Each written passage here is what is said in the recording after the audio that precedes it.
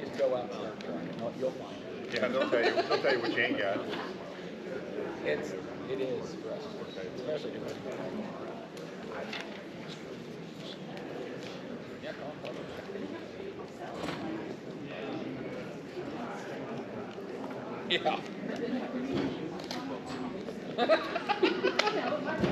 That might be what you get to do.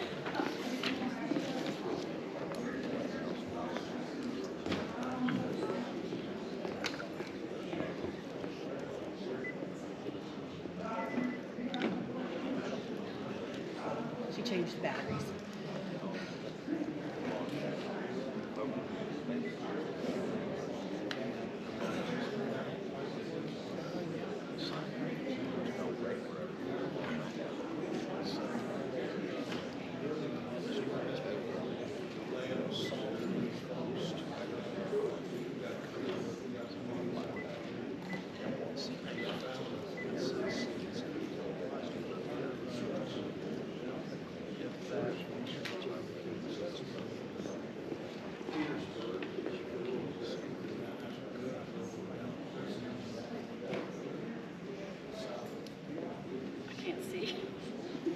Dustin, can you turn the mics on, please?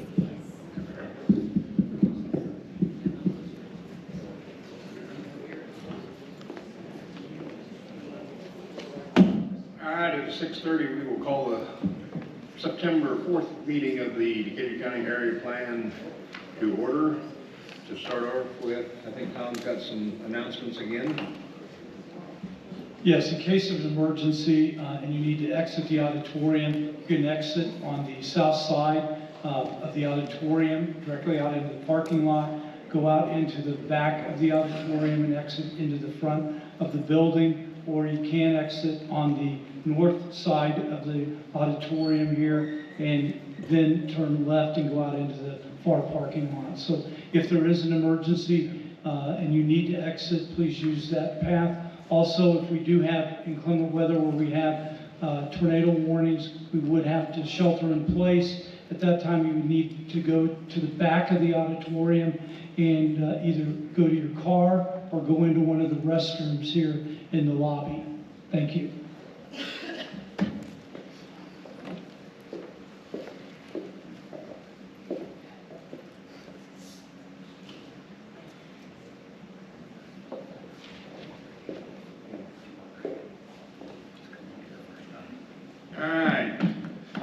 Title 6 forms in the back room if anyone wants to complete an anonymous survey. With that, we will get started with our APC petition 2024-15. John and Lindsay Trinkamp requesting to rezone approximately 2.99 acres out of 12.352 acres from an A1 zoning classification to an A2 zoning classification for construction of a single-family detached dwelling. This request falls under Decatur County Ordinance Section number 920-7 and 915. The property is owned by the petitioners and is located just west of 4603 East County Road 200 North, Greensburg, Indiana, in Washington Township. Mr. Trinkamp? You can probably just, the mic right there. Tell us what your project entails here. We want to build a 2,200 square foot brick ranch. Step up to the mic, please.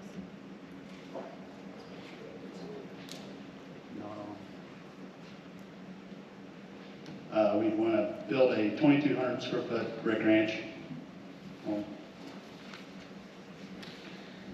It looked like the septic and the driveway permits were both in the packet that was mailed. Yes.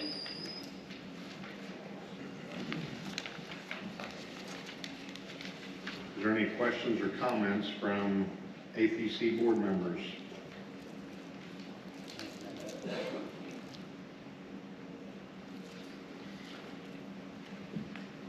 Not hearing any, I will look for questions or comments from adjoining property owners or neighbors.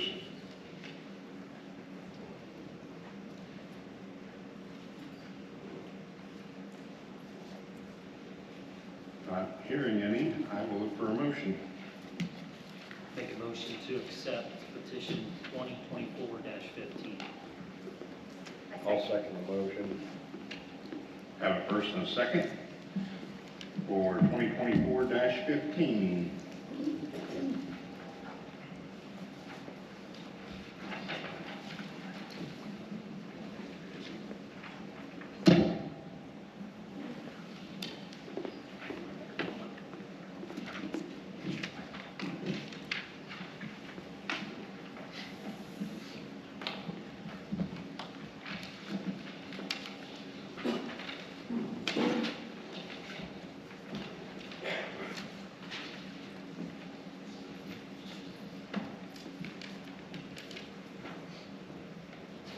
And I'll read the votes. Tom Hunter, yes. Paul Stone, yes. Tom Cherry, yes. Jay Shetler, yes. Brian Kennelly, yes. Brad Schutte, yes. Scott Smith, yes. Todd Mauer, yes. And Sheila Kirkhoff, yes. Thank you. Your petition passes. Stay in contact with the ladies as you go through the building process. Looks like a nice place for a house, so congratulations. Thank you.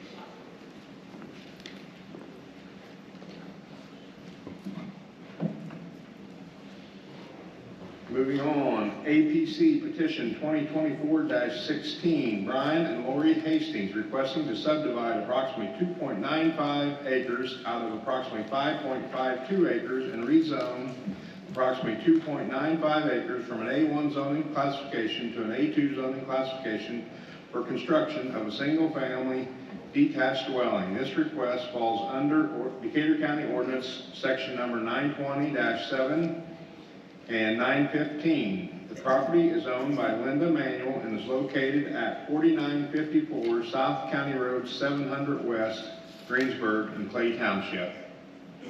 Mr. Hastings? Or Mrs., whoever wants to be the lucky one? She's a lucky one. So just tell us what your plans are here. We are looking to downsize, roll into our golden years in our forever home, and we just like to put a single family dwelling there without our golden years.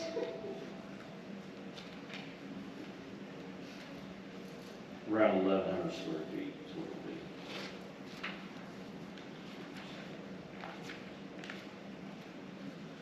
I just had one question, and it's just clarification from my point. On here, it said that it was on 700 West, but on the map we were given, it's actually on the 500. Is that correct? It doesn't go out to the 700? Yeah, Blue Star. yeah. It's the entire property. There's a section, I think it's a section line that runs through there, so it's the entire property. And they're gonna split it up, and they'll put the house where the Blue Star is. So the house will go on 500, Okay. but the location of the home. Her physical address is on 700, yes. I just don't want our map, the highlighted part didn't read 700, so that's why I was curious.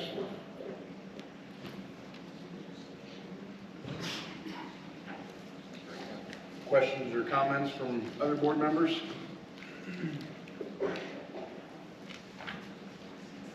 Not hearing any, I will look for adjoining property owners or neighbors.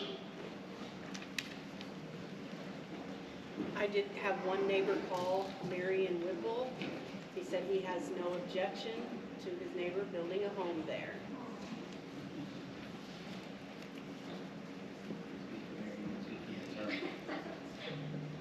If we have nothing else, I will look for a motion.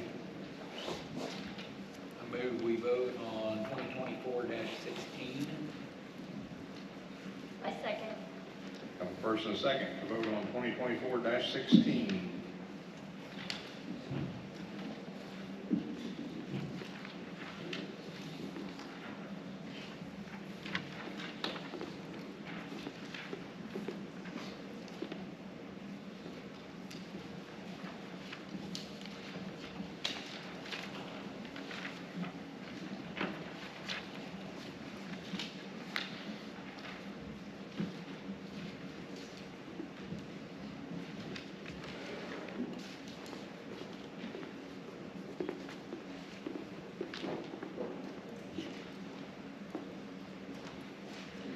and I'll read the votes.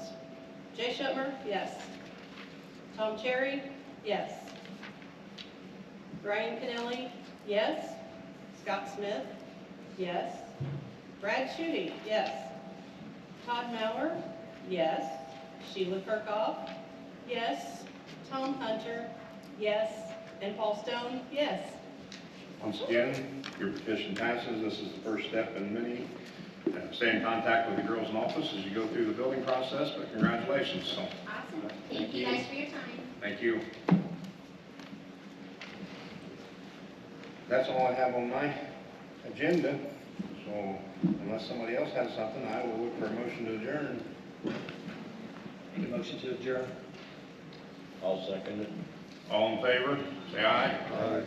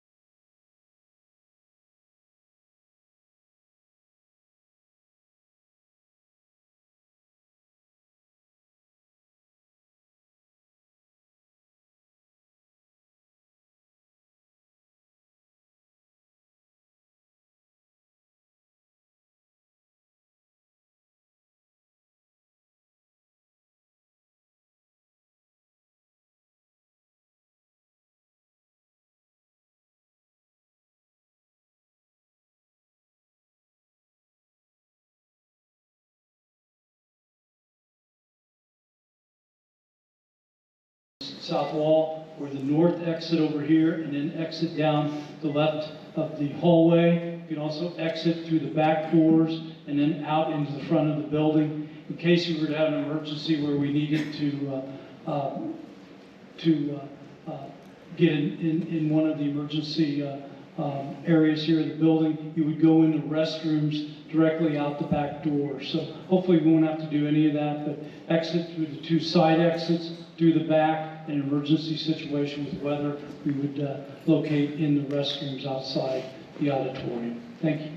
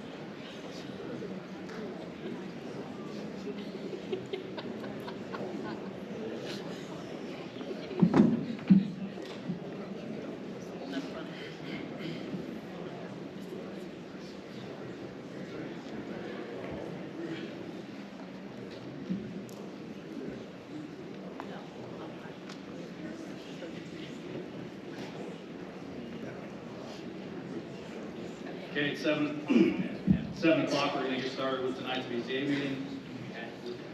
There are tile platforms in the back of the room if anyone would like to complete the anonymous survey. We're going to begin tonight's meeting as a continuation of our August meeting with petition 2024-2, Francisco with the RWE Clean Energy and Greensburg Solar LLC. Just as the last meeting, I asked that the community be respectful and courteous and civil in this matter. We have 12 individuals from the last meeting that did not get the opportunity to speak. We have additional members or individuals that have signed up tonight to speak as well. We're going to begin the meeting with those. We ask that we please, in respect with everyone's time, please share new information. We have shared a lot of information through the last months. As you see, we've got a lot of information in front of us, and we've had a lot of good discussions. So please keep all the information new and relevant. We ask that as we call your name to come speak, we will actually ask the next speaker to also come up and be prepared to speak, so that we can make this as efficient as possible. So, having said that, our first speaker will be Connie Meininger, and that will be followed by Larry Hager. So Connie, if you could please come forward. And Larry, if you can please come behind if you would like to continue to speak.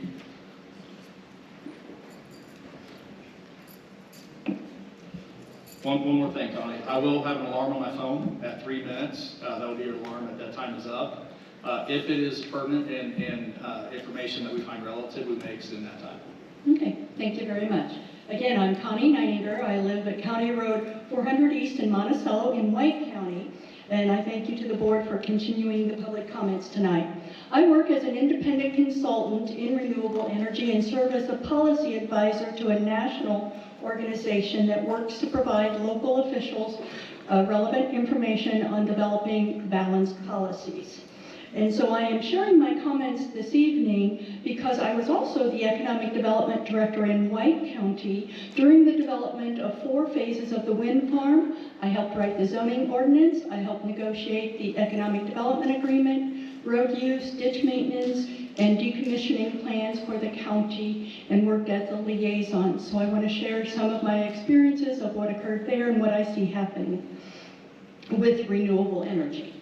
So, a solar project will add to your county's assessed valuation. And as you know, when assessed valuation increases in a county, the tax rates go down, not just in the project area, but everywhere in the county. county. And I can speak from experience, our average tax rate went from $1.39 per $100 of assessed valuation down to less than 90 cents per $100 of assessed valuation. I also have information on Benton County that I can share if time allows. So, what does lower real estate taxes mean? It means the community is more attractive to development of all types, whether it's residential, industrial, or business. And if the county chooses to negotiate an economic development agreement with the developer that also provides additional funds that are not subject to state statutory requirements as to how they are spent, those dollars can be used to support putting laptops in the school for all students, providing internet across the county, high-speed internet. It also can be used to save Indiana Beach, which is what happened in our case. We used those dollars to help support Indiana Beach, a family amusement park that was closing down. You cannot do that with tax dollars, but with these projects and economic development agreements, that does make it possible. So solar can benefit the whole community. Here in Decatur, you could help support the I-74 corridor.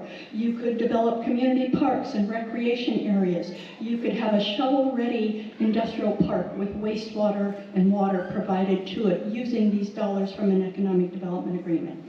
So when solar supports the whole community in that manner, it also adds to the agricultural character in the county by not consuming land for permanent types of development, by providing financial benefits to all residents in the county through lower taxes, and allowing the area to live in harmony with surrounding agricultural areas. Thank you. My time's up. I thank you, and I welcome any questions you may have for me. Thank you. Tim Hines will be next. Good evening. With the following three legal county documents, we as the community of Decatur County find clear guidance for a no vote on the petition 2024-2 concerning Greensburg Solar LLC. In your Board of Zoning Appeals, you have your rules of procedure recently adopted, and it's in accordance in Article 1 with the Indiana Code as well as Article 2, and then you have your special exception list. We only have one item we really want to cover in the Decatur County ordinance, which I'm sure you're very familiar with in Article 20 with our solar energy facilities. Just two sentences. It's directly copied from our Comprehensive Plan Policy 10. Quote, however, pursuant to the Decatur County Comprehensive Plan, the county does not support the development of commercial alternative energy facilities that would consume agricultural land. The county discourages large-scale commercial development of alternative energy sources. We'll move on to the comprehensive plan on page 14. Quote, the comprehensive plan will be used by the Area Planning Commission and the county commissioners as required by law. Page 15 from the comprehensive plan, part of the focus group in establishing it was the Board of Zoning Appeal members. On page 20, we have the vision statement. Agriculture remains an integral part of Decatur County economy. Manufacturing and the entire chain of services associated with also play a large role. The county will continue to work to protect viable farmland.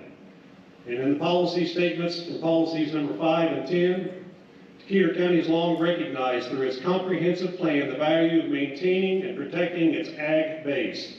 Therefore, the following policy statements will serve as a guide for public policy and program decisions by the APC, the BZA, and the county commissioners in our ag-dominant community. Quote from Policy 5, a reoccurring theme heard throughout the planning process is the county's goal to protect ag operations and limit the amount of land taken out of agricultural production. The county may permit non-ag-related commercial uses by special exemption as long as they are compatible in scale and intensity, pose no threat to public health and safety and welfare, and if the use helps to preserve farmland and continue ag operations.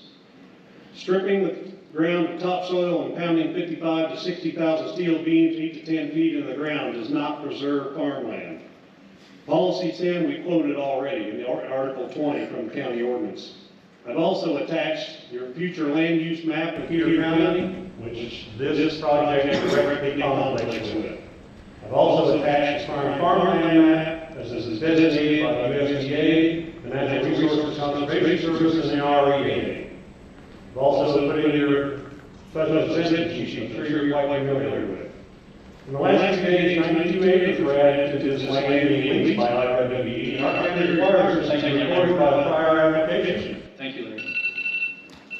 This is information we've reviewed. Not the last sentence as I was speaking, it was not.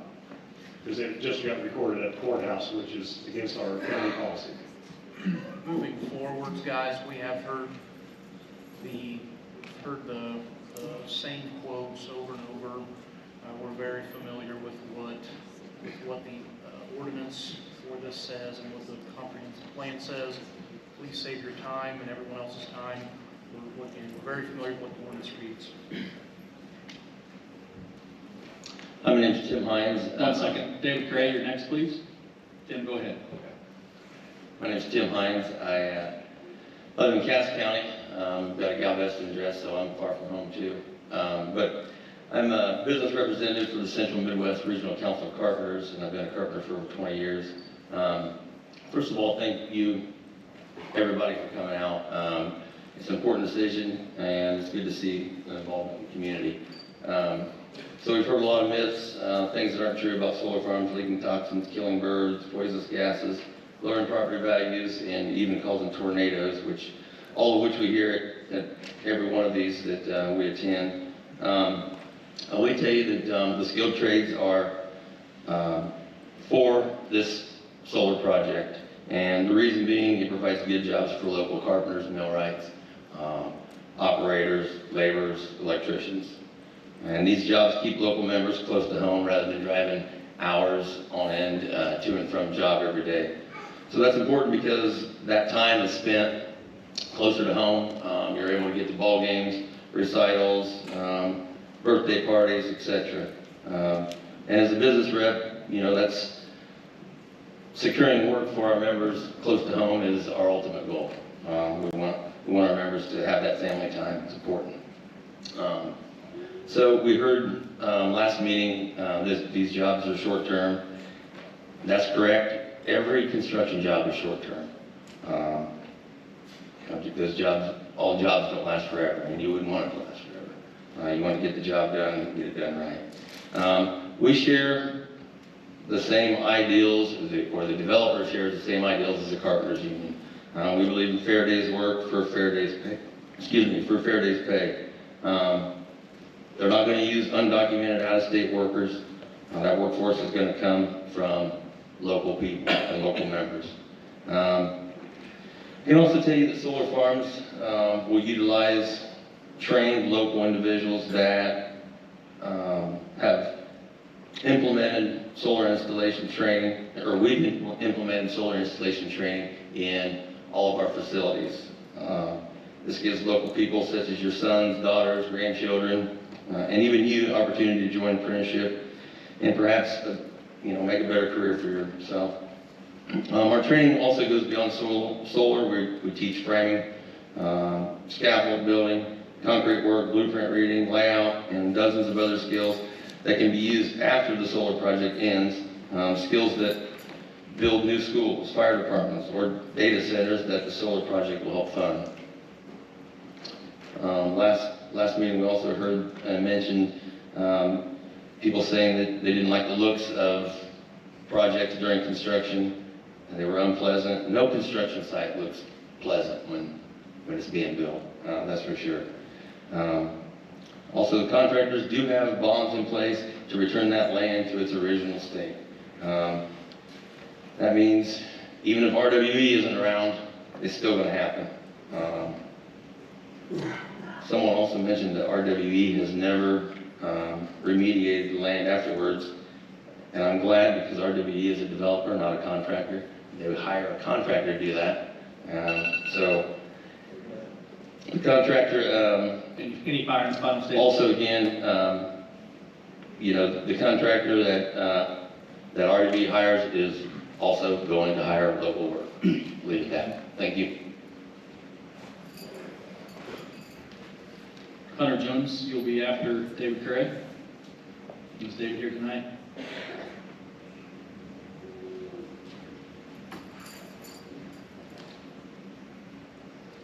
Hunter Jones, please come up and get ready.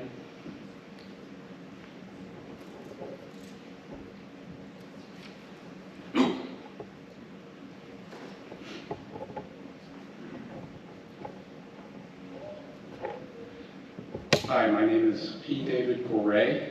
I go by David. I live at 1272 North County Road, 500 West, Greensburg, Indiana, 47240. I'm providing comments tonight as an individual, but also on behalf of the Correa family and as the primary owner of Correa Farms and its affiliates, which are located at 1226 North County Road, 500 West, Greensburg, 47240. I'm a fifth-generation farmer involved in row crop and livestock farming, as well as related agribusinesses in Decatur County. And I'm here tonight to express our family's strong support for solar energy production in Decatur County and to encourage the BZA to act lawfully to fulfill its obligation to evaluate and approve the recent solar farm application of RWE Greensburg Solar.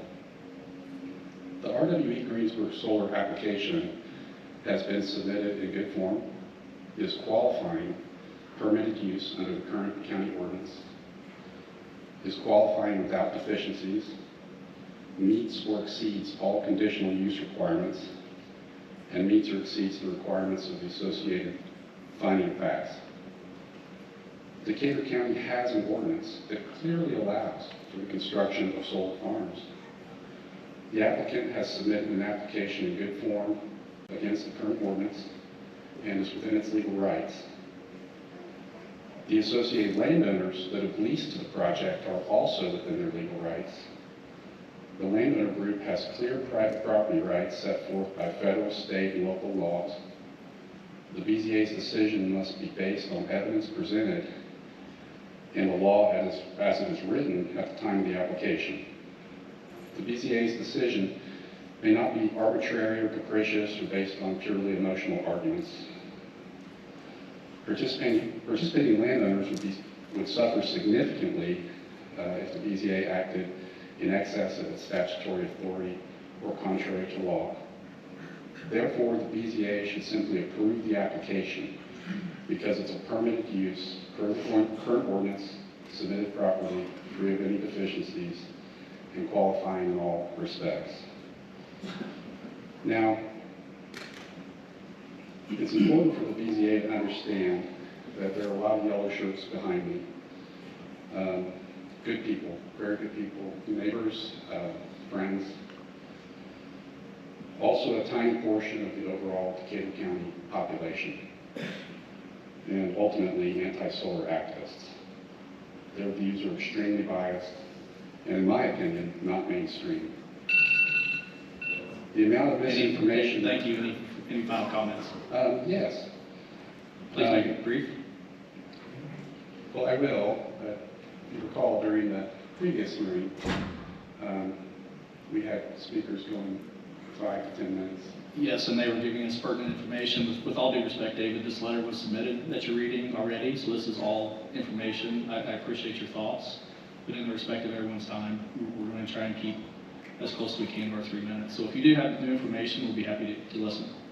Let me skim through and try to find anything that would be incremental.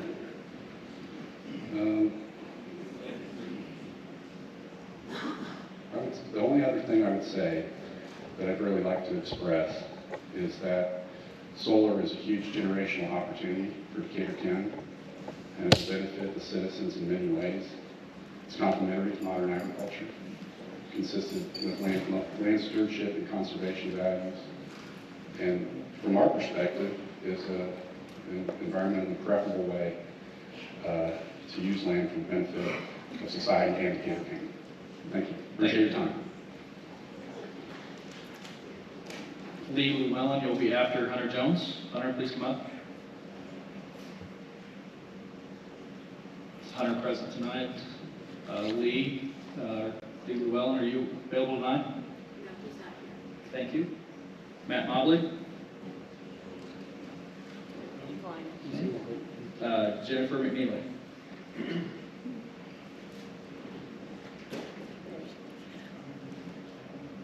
Alan Red will be after Jennifer.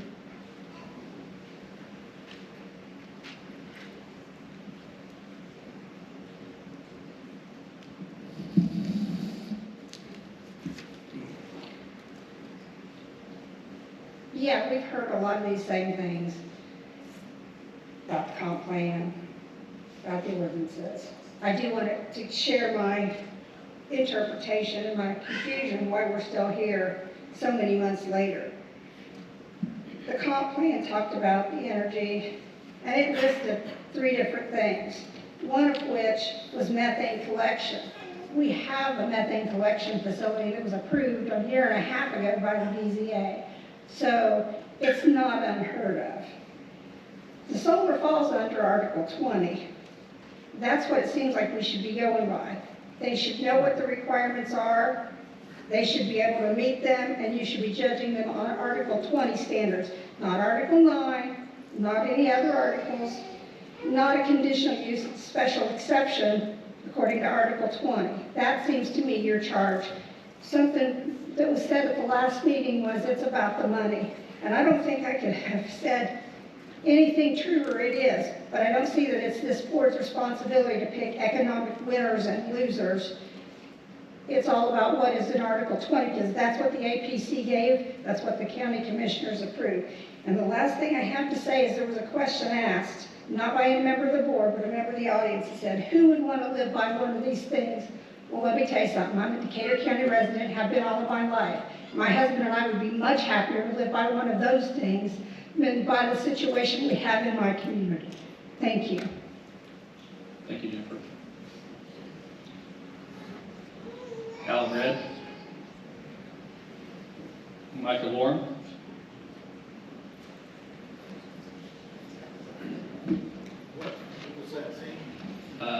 We've got Alan Red and then Micah Lorne. Micah? Is Alan present? Okay, go ahead, Micah. Can I have some extra time? Patty Lane Fisher, you'll be next, if you have good information. All right, let's see what we can do. All right, my name is Micah Lorme of Lorme Electrical, and I actually own a solar installation company here in southeastern Indiana. However, we don't do industrial scale. So I've also been a farm hand for many years, so I understand everybody's concerns with this. But we need electrical diversity in this county, in the United States. I'm going to skip through a bunch of this stuff because it's already been said. One of the things are, how are solar panels unsafe, and people are worried about stuff leaking into the ground. Every farmer I know has got a hydraulic hose bust on them. You know what every one of them does? They call the EPA to come clean it up. No, they don't. Nobody cares. They till it in. So we have a worse chance of oil getting into our water than we do anything with a solar panel. I've researched myself property home values from Bellevue to Ohio to Georgia, and I have found so many different answers. It just depends on your buyer. Some of you are concerned the way it looks. Well, it is the American way. If you want to keep your view, you must own your view. That is the way it is. The comprehensive plan we can only use as a guide. It's out of date. It has to be updated every 5 to 6 years. And in the comprehensive plan, it also states it needs to be reviewed annually, excuse me. On page 59, it states the discouragement of commercial solar. The county supports landowners wanting to install equipment related to alternative energy sources to lower their energy costs of homes or businesses. These landowners in RWE that are installing the solar are helping keep not just their electrical costs down, but mine and yours as well by doing this. The Bellevue site brings in $30 million to their area. I mean, how many people here want a new pool? That would help out a lot. There's also video going around with a farmer in Michigan that's had bad experience. He hired the wrong company. It was an overnight company. There's a Facebook story going around with a guy claiming he's literally a NASA scientist. That story's also been debunked. Some of these yellow shirts claim that solar power is being exported. It is not being exported. This is electricity 101. The electricity flows to the area of resistance of where it needs to be used. I have also confirmed this with the Duke Energy lineman. I've also heard that the noise it will create, it doesn't hardly create any noise. I went to our solar site over there that Hoosier Energy has, and it had 78 decibels. Had 78 decibels from the interstate, not the solar array. How many of you out here have visited an RWE energy site? Anybody? I have. And I will tell you, I've talked with the locals, and this is over at Willowbrook in Ohio. I took a 2-hour drive out there last week. You're going to find this interesting. I spoke to the locals, the site workers, and the mowing crews, and they all had nothing but positive reviews and loved everything about it. Mr. Moore spoke last time about some kind of anchor that gets left in the ground. That anchor is actually called an expanding bust anchor. And in order to use those, you have to drill a hole in the ground, and those get left in the ground. There's different types of anchors to be used. The ones that RWE are using is just a drive anchor. RWE's project uses dry pylons with no ground locking anchor, and I confirmed that with Francisco. And I've got about a little bit more here to go. There was a young gentleman that spoke on fire safety at last meeting with RWE and said that nothing was said about fire safety. Francisco actually had this conversation with our EMA director. I confirmed that with our EMA director. And there was another statement in there about you can't build near eagles. That rule is actually in 50 CFR 22.280, permits for disturbance of take eagles. You must be 660 feet from an eagle nest, not where eagles land in the middle of the field when you take a picture.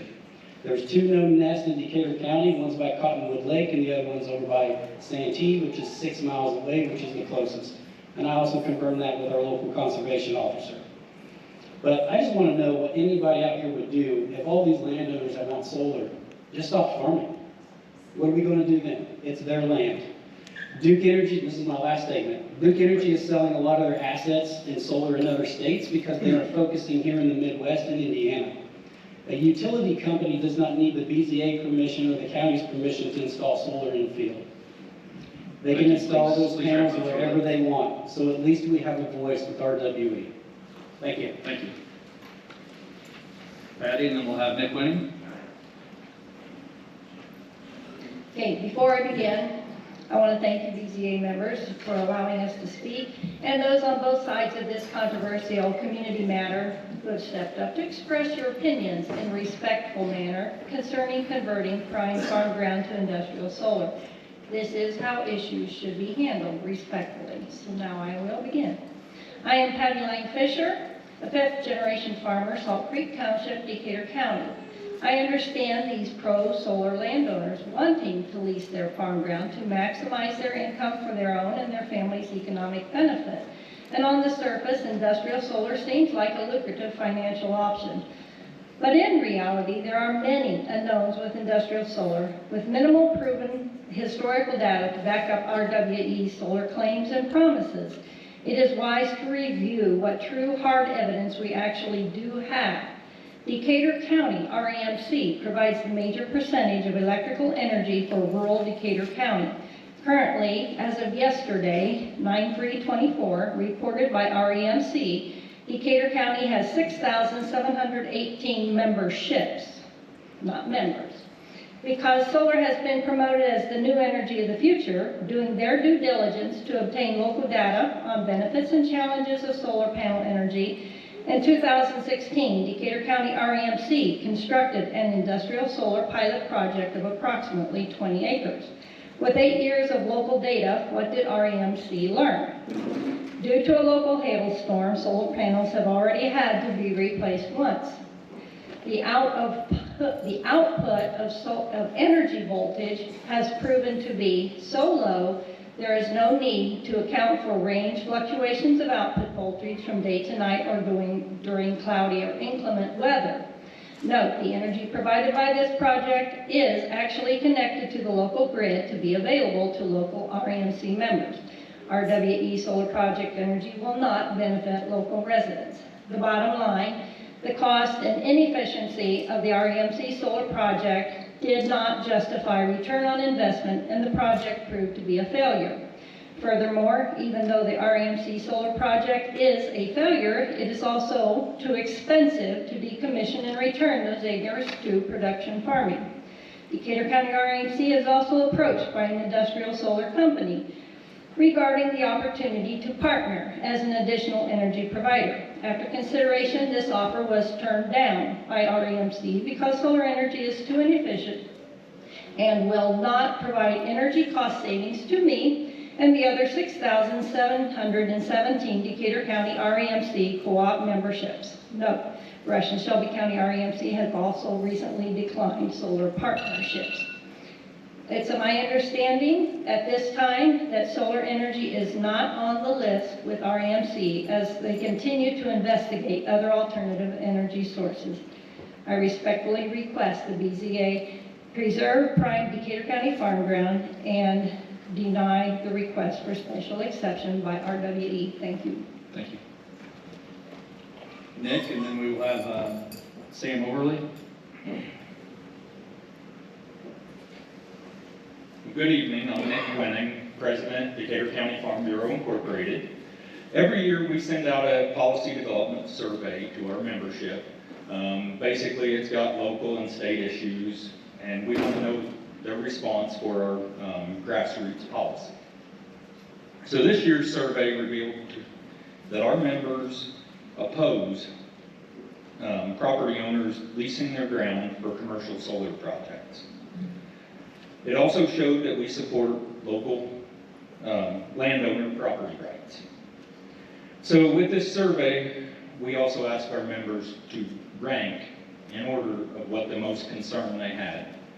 And the highest concern to our members is commercial solar projects. Landowner property rights came in third. So with that, that's all I have, unless you want me to do a song and dance until my 3 minutes is up. Thank you. Thank you, Nick. Sam, and we'll follow that with Michael Dora. Good evening. My name is Sam Overley, and I'll talk a little bit about property rights. Thank you for allowing me to speak tonight. As a field representative for the Indiana Land and Liberty Coalition, I represent a coalition of Hoosiers, farmers, landowners who simply want to use their land to provide for their families. It's a privilege to stand alongside them. At the heart of this debate is a core principle: the right of landowners to use their land. Property rights is not just a legal concept, it's a promise. This promise is foundational to prosperity in Indiana. I believe it's essential to respect and protect this right, ensuring that landowners have the freedom to choose how to develop their property. In my work, I'm all too familiar with the crushing feeling landowners experience when they're denied the right to use their property to support their families. Multi-generational farmers whose land is their heritage and pride face the heartbreaking reality of being told that they cannot maintain their properties or pass it on to their grandchildren. Solar development offers a unique opportunity for landowners in Decatur County to diversify their income, preserve their land for the next generation, and contribute to the community's energy needs. It allows them to utilize their property in a way that aligns with their values and supports their families. Solar development is safe for the environment and personal health. It is harmonious with the farming community, ensures that surrounding agricultural activities can continue uninterrupted. Additionally, setbacks and vegetative screening minimize viewshed. Solar development increases tax revenue to support rural infrastructure without increasing property taxes. It supports local energy grid and biodiversity. I heard one Hoosier express it aptly: as landowners, we should have the ability to develop and use our land as we see fit, as long as our activity does not encroach upon our neighbor's ability to do the same. This is the essence of living in a free society. We respect each other's right to use their property, even when we don't like that use. Ultimately, this is not a debate about solar energy. This is a debate about Hoosier values. I believe in an Indiana where landowners are free to use their land to provide for their families. Let us honor the promise of property rights and support those who wish to use their land to build a better future for themselves and for the next generation. Thank you for your leadership in the community, and thank you for your time and consideration. Thank you.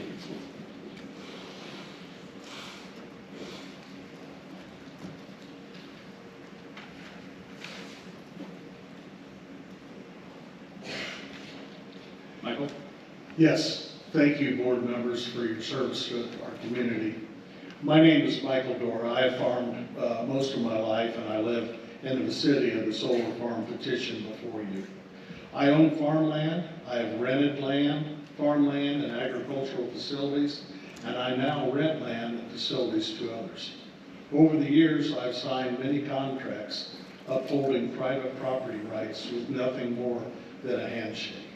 It has been my bond in securing the use of another person's private property. Among other things, private property rights include the right to delegate, rent, or sell any portion of the rights by exchange or gift at whatever price the owner determines, provided someone is willing to pay the price. If I'm not allowed to buy some rights from you and you're not allowed to sell rights to me, private property rights are reduced. There are three basic elements of private property rights, and they are exclusivity of rights to choose the use of the resource, exclusivity of the rights to the service of the resource, and rights to exchange the resource at mutually agreeable terms. If any of these three basic elements are reduced or eliminated, one or both of us have lost our private property rights. The ownership of my property is no longer my right of ownership. I believe this board has an obligation to grant approval of the petition before them if the local ordinance allows the proposed use of the petitioners and they are following the ordinance's rules and regulations. This supports the American dream by upholding personal property rights. Please grant in favor. Some other information for you. Earlier this summer, there was a land use study completed by the Indiana State Department of Agriculture. It stated that Indiana has lost nearly 350,000 acres of farmland between 2010 and 2022. But the primary cause of that reduction in farmland was due to residential use. As determined at the APC meeting earlier, there were two petitions put forth. Two were granted to change the zoning so that 2 homes could be built in Decatur County, and that's great. But once farmland is used to build a house, a shopping center, or a manufacturing plant, it will never be returned to farmland. But when farmland is used for solar, it can continue to produce crops, graze livestock around the panels, as we've heard, and once the solar energy is no longer needed, the panels can be easily removed and the soil will be rejuvenated as in ag land placed in CRP or set-aside programs. This land can be returned to growing even more crops or raising more livestock. Thank you. Thank you. We have 3 final speakers, all of which had an opportunity to speak at the last meeting. I ask if you've got new information beyond what you brought to the board last meeting. We'll be interested in hearing that. If not, for the sake of everyone's time, we please ask you to forego that. So next up will be Baron Deck. We'll follow that by Albert Arma.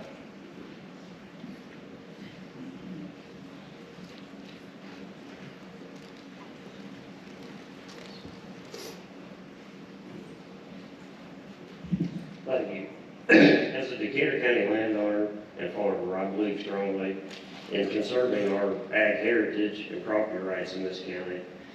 I think that it's been put to question that solar would be a threat to those ideas, and I strongly disagree. I think when done properly, we can work together to both strengthen our heritage, agricultural heritage, as well as protect those property rights. Go through our wagon. Buying ground in this county may be difficult, but it's not near as difficult as keeping it for more than 3 generations. If you look back at the plat books over the last 50, 70, 100 years, many of those families are gone. I don't think that that was done by development. I think that was more problems that are in agricultural industry that we can't solve here today. But I do think that we need to be open to different ways of diversifying our operations to create sustainability and other income sources for our farming operations in this county so that they can be sustainable and last for generations to come. Whether or not you feel the decision that these landowners made with RWE was a good one or not, we cannot base our policies off our opinions. We need to give farmers the right to decide on their own if this is a good idea or not. As I understand, this board's responsibility is to look at this project and decide solely on this project, is it lawful and is it doing its best? In my travels to other solar fields and talking to people in the solar industry, it's been made clear to me that RWE's willingness to work with the community is unprecedented. The setbacks and vegetative screenings they're willing to do, I think, are way beyond the industry standard. And because of that, I ask that this board try to work with RWE to improve this. Thank you. Thank you. I'm going to pass. Thank you, Albert. Final speaker then will be Jason Kuchman. Kuchman, sorry. No, you're good, thank you.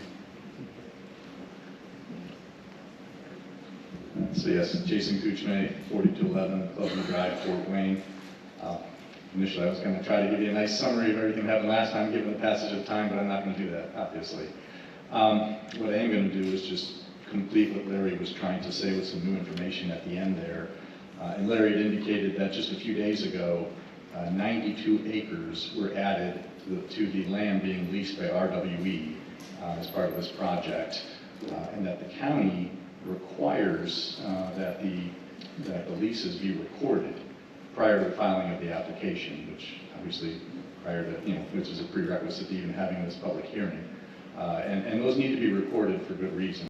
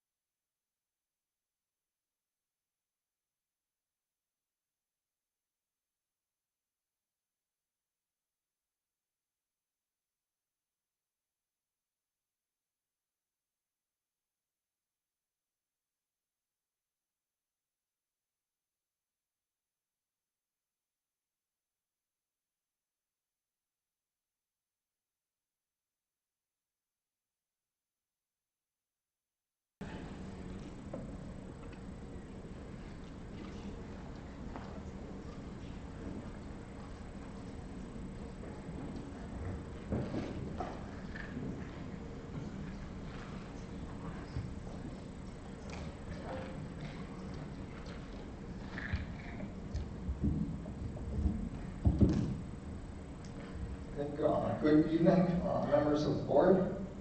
Once again, I thank you for your time and the opportunity to further the discussion and review of the Greensburg Solar Project. Excuse me, before we get started, I do want to clarify that RWE did not record the 97 acres. I am not aware of having leased 97 acres in the recent past.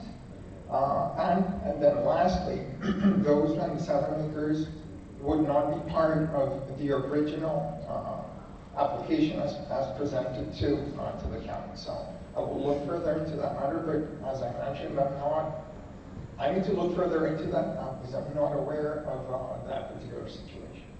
So moving right along, excuse me, the purpose of these extension is dual, so we will review the findings of fact associated with the special exception and add information where appropriate to that. And then secondly, we will also respond to some of the points that were brought to the BZA during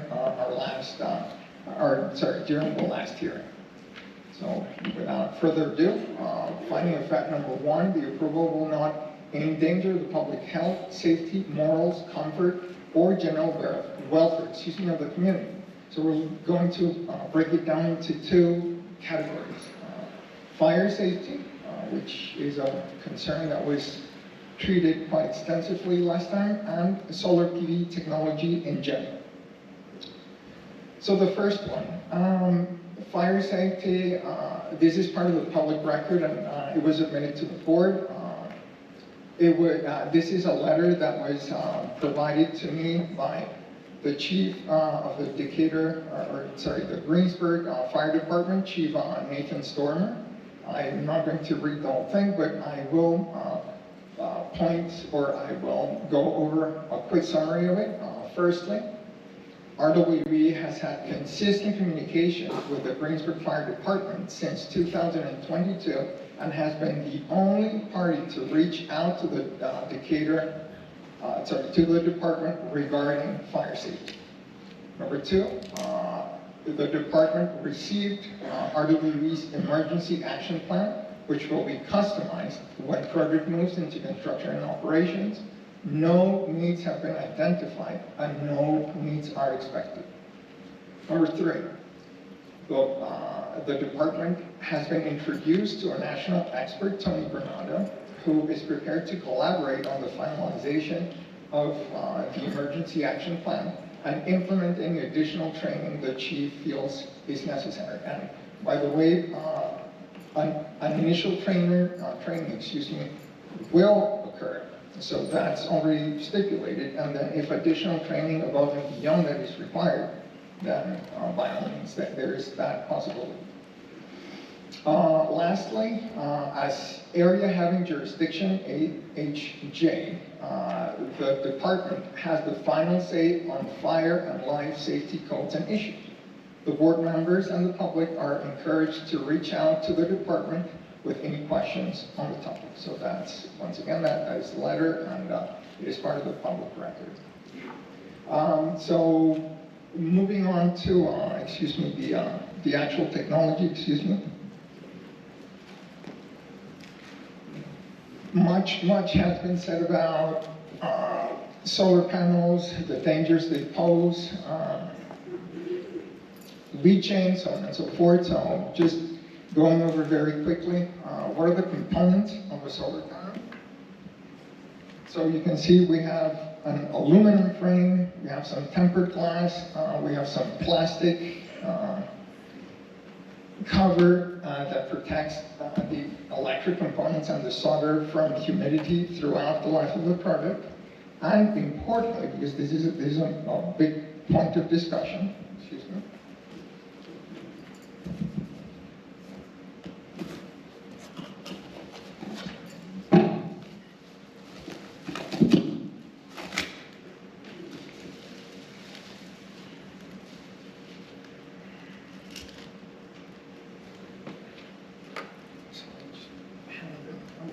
So these are the actual solar cells. They, as you can see, they're made of silicone. So basically it's a piece of glass with some electrical circuitry and obviously the compound that allows sunlight to be converted to electricity. As you can see, there are no liquid components. And as you can see, they're pretty fragile, but there's no liquid component to it. That one just got broken. So they do not leach, they're not soluble, and so on and so forth. And as I said, they're very similar to glass. So any concerns about contamination, frankly, are a little bit unfounded.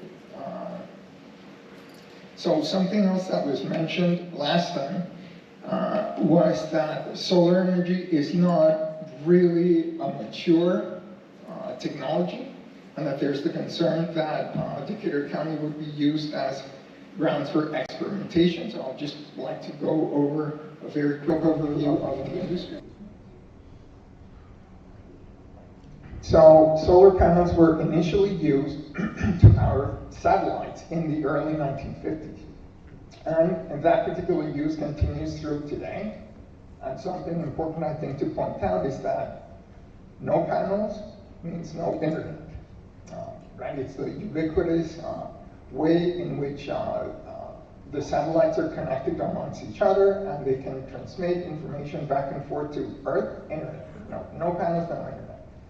1984, the introduction of ground-mounted solar farms, the way we see them, but obviously a much more crude example.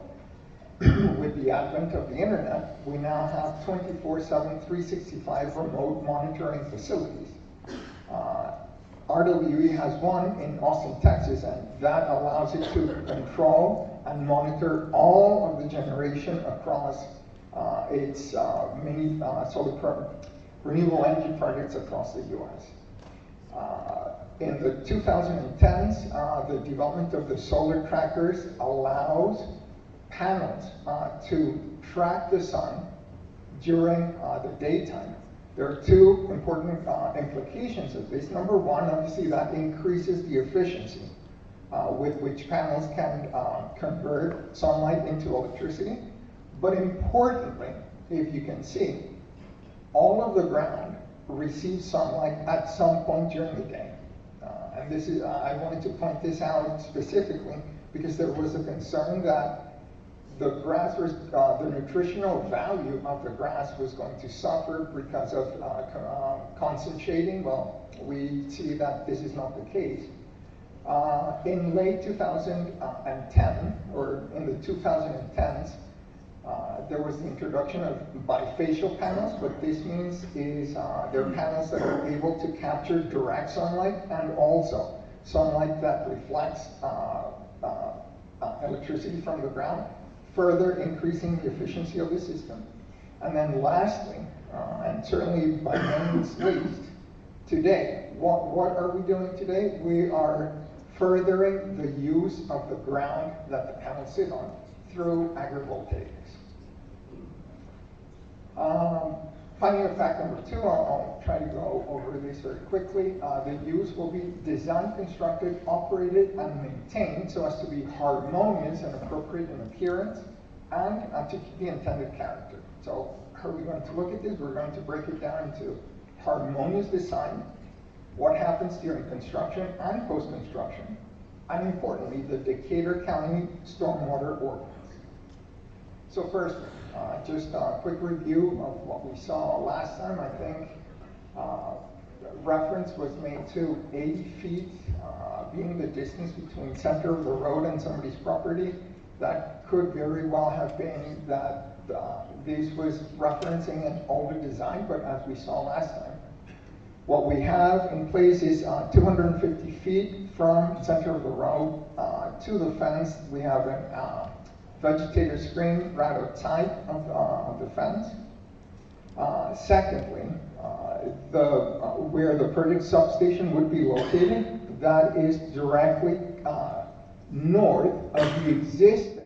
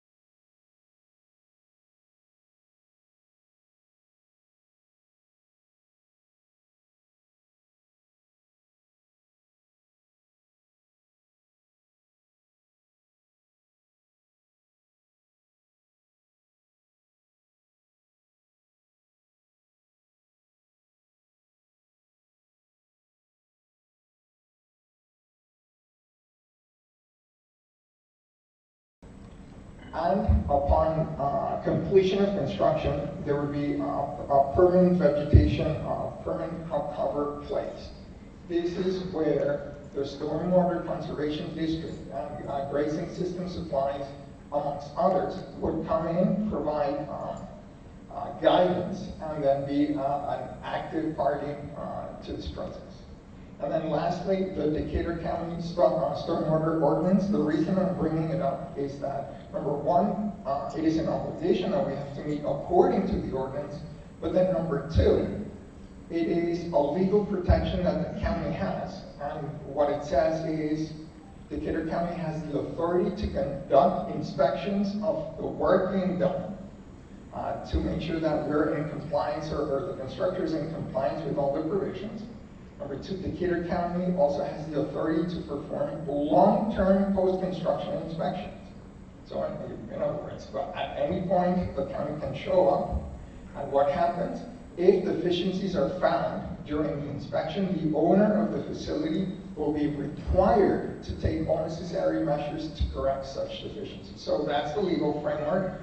We've already seen that we have the condition to fix any of the tiles or any of the other drainage facilities throughout the life of the project. Number three, the use will be served adequately by essential public facilities and services such as highways, streets, police, fire protection, drainage, refuse disposal, water and sewage and schools. Okay, so how do we look at that? Who are the parties involved during construction and operations? We have the Decatur County Highway Department through the road use agreement. We'll go into a couple of details in a couple of minutes. The fire department, that's covered. RWE and our engineering, procurement and construction company, the general contractor. Hoosier Solar Grazing and Decatur Grazing Co-op, who will be responsible for vegetation management. The Soil and Water Conservation District would be working hand in hand with them, as well as grazing system supply. What does all of this mean? Well, that the project, number one, is bound by the road use agreement during the construction, so we'll look at that, we'll look into that. Number two, that operations of the project will not increase local use of roads, so that service we set aside. Number three, the project will not require police patrol. Number four, drainage structures will be maintained to protect existing regional drainage from adjacent farmlands. That has been covered. We have the obligation to do that. And lastly, the project will not require connection to the to the county's public water or sewer. It doesn't need that. And it won't need disposal or refuse. So that one I think is addressed. Finding fact number four, the use will not impede the normal and orderly development and improvement of the surrounding property. We'll look into that once again. Number one, by the actual project description, and number two, we'll touch on property values. So the project description. The Greensburg project is essentially can be viewed as an agricultural operation. This is a picture of an actual sheep farm here in Decatur County with solar panels on the fence. So this is an actual picture of RWE's Big Star Solar Project in Texas. So it's up and running already. And well, this is a fence, right? So we have a fence, everybody knows a fence, everybody knows sheep. There is nothing new that we're implementing. Sheep raising has been around for multiple hundreds of years. I do want to touch on something which is just central to this conversation, which is agrivoltaics and in particular rotational sheep raising. So as we have mentioned before, we would have two parties involved. Hoosier Solar Grazing. Who's Hoosier Solar Grazing?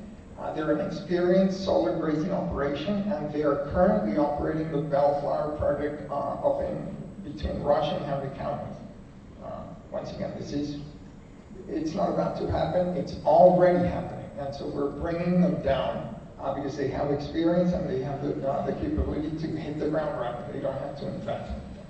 What are the benefits? Additional benefits, they will start collaborating with us early on during project development and design so that they have whatever they need design-wise. Number two, there will be strong support for local agribusinesses and entities and collaboration with entities, as I mentioned, water district. Lastly, there are aligned interests, and I'll come back to that. The Decatur Grazing Co-op, what is this? It's a Decatur-based agricultural business venture. What are the benefits of it if it's up and running? 2 permanent local jobs. Why is it? Why is that? Because we have 2 operators of the facility, but we need 2 local people to take care of the sheep grazing itself. That also translates into additional income to the county. Right? So now, essentially, the county is capturing the 3 main cost items of the facility, and by means of taxes, property taxes, by means of rent payments to landowners, and now with this, by means of service or fees for service for vegetation management and control. Additionally, that represents demand for local seeds and other inputs and chemicals, and general support to local agribusinesses. Lastly, there is definitely strong local interest in moving this co-op forward. And because of what the co-op wants to do is take advantage of the opportunity that agrivoltaics is presenting. And that goes well beyond Decatur and potentially well beyond Indiana. Excuse me. So now property values, essentially the conclusion of the study is that solar shows no impact on home values due to abutting or adjoining solar project, where the solar project is properly screened and buffered. And I won't go into that, but that is central to this report. I'll leave Rich Kirkland with you. Good evening. My name is Rich Kirkland with Kirkland Appraisals. I'm a state certified general appraiser in Indiana, North Carolina, and about 12 other states. Last meeting, you met my son, Nick Kirkland, who's here to represent our company. And that's very representative of who we are. We're a very small family business. And everyone in the business except for one is directly related to me. We do regular appraisal work, but we also do as a regular part of our business, impact analysis. We do impact analysis on a wide range of things, not just solar. But for solar, we've been looking at that for about 14 years. In that time, we've looked at about 28 states. We've looked at over 1,300 solar projects. We do what's called a paired sales analysis, also called a matched pair analysis. We also do what's called a sale-resale analysis. Both of these are accepted and approved methods for looking at this by the Appraisal Institute, and we rigorously apply these. While we're working on these, we've worked with well over a dozen, almost 24 different appraisers across the country, compiling this information and confirming and putting together this analysis. So this has gone through a lot of eyes besides just mine and Nick's. The similar reports like this have been upheld by the North Carolina Superior Court, specifically citing them on numerous occasions, saying that they are evidence of significant material competent evidence that solar farms are not having a negative impact on joint property values. And similarly, we've been upheld by state level citing boards, such as in Ohio and Kentucky, looking at very similar reports, very similar projects. So again, these have gone through rigorous review processes. I know in the meeting last week, I know that there was some comments that were said, looking at why is it that Kirkland Appraisals, all the reports come out showing no impact.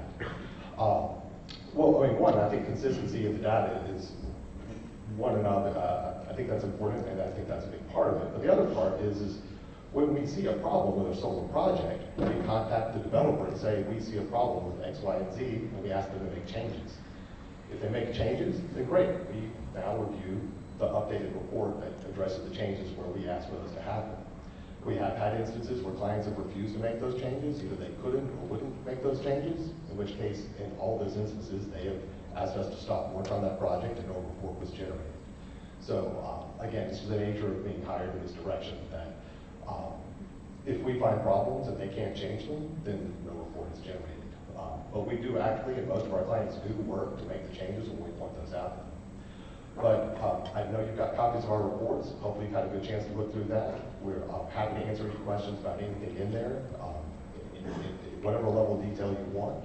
But it is my professional opinion that this project as proposed has sufficient setbacks and sufficient landscaping buffers to protect adjoining property values.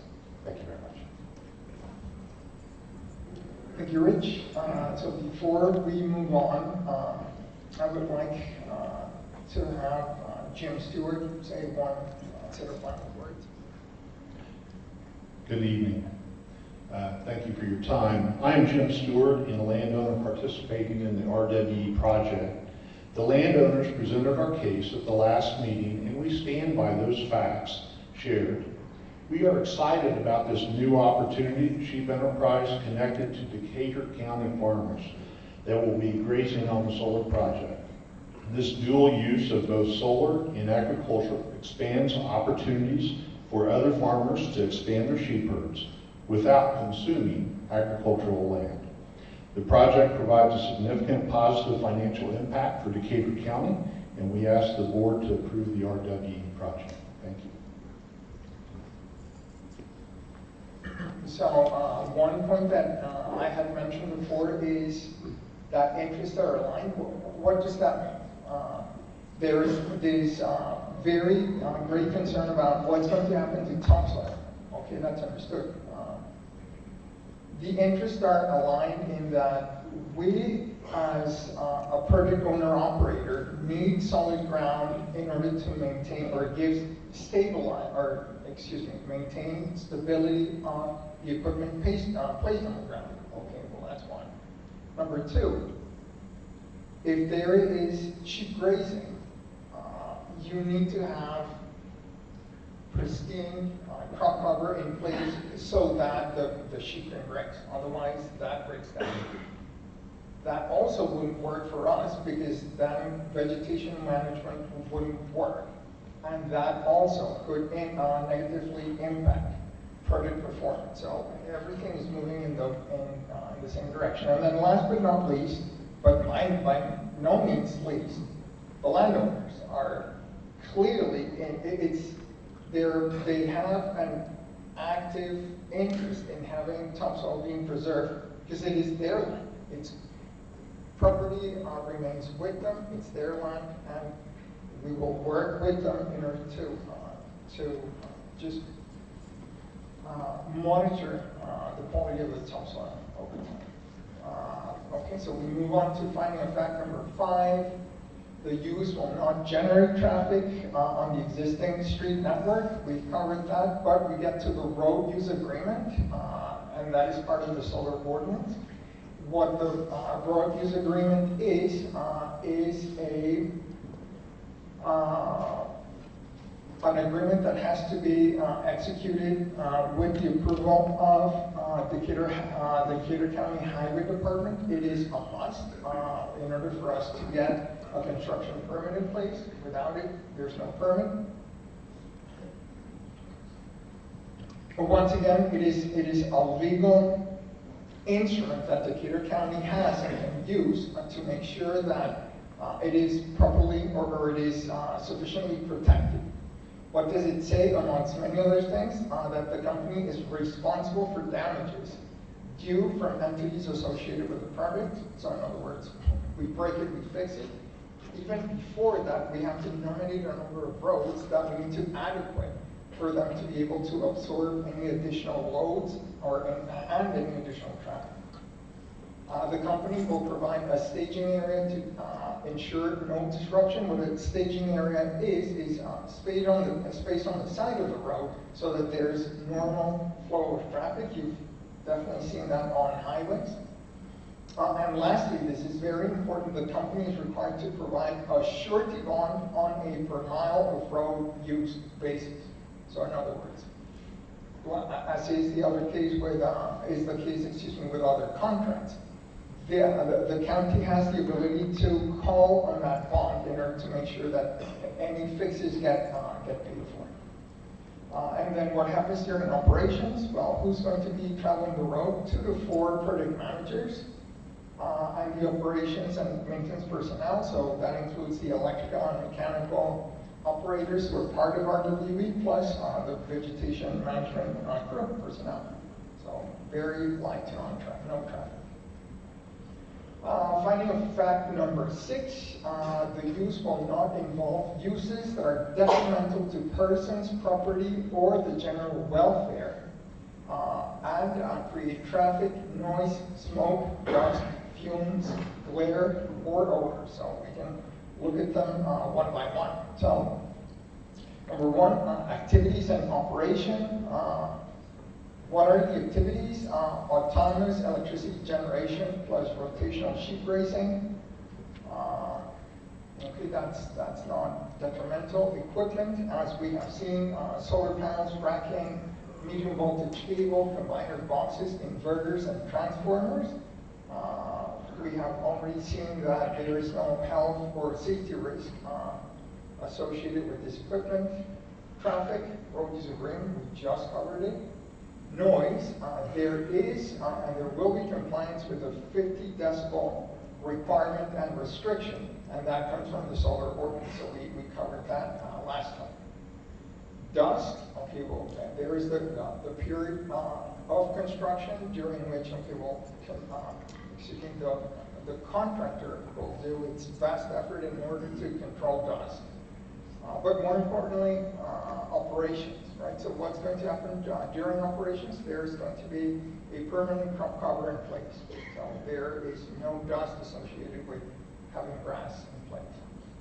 Glare, there's none. So it's understood that the glare produced or generated by a solar facility is equivalent or comparable to that of a flat lake or the surface of water from a flat lake. In addition to that, at ground level, in addition to that, there will be 250 feet setback from any public road or behind road cars. Smoke, fumes, odors, none.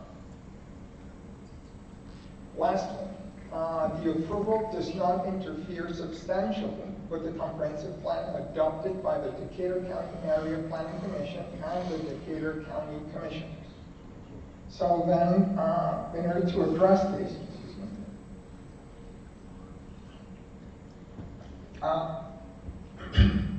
we need to answer the question, well, okay, is the project consistent with the comprehensive plan?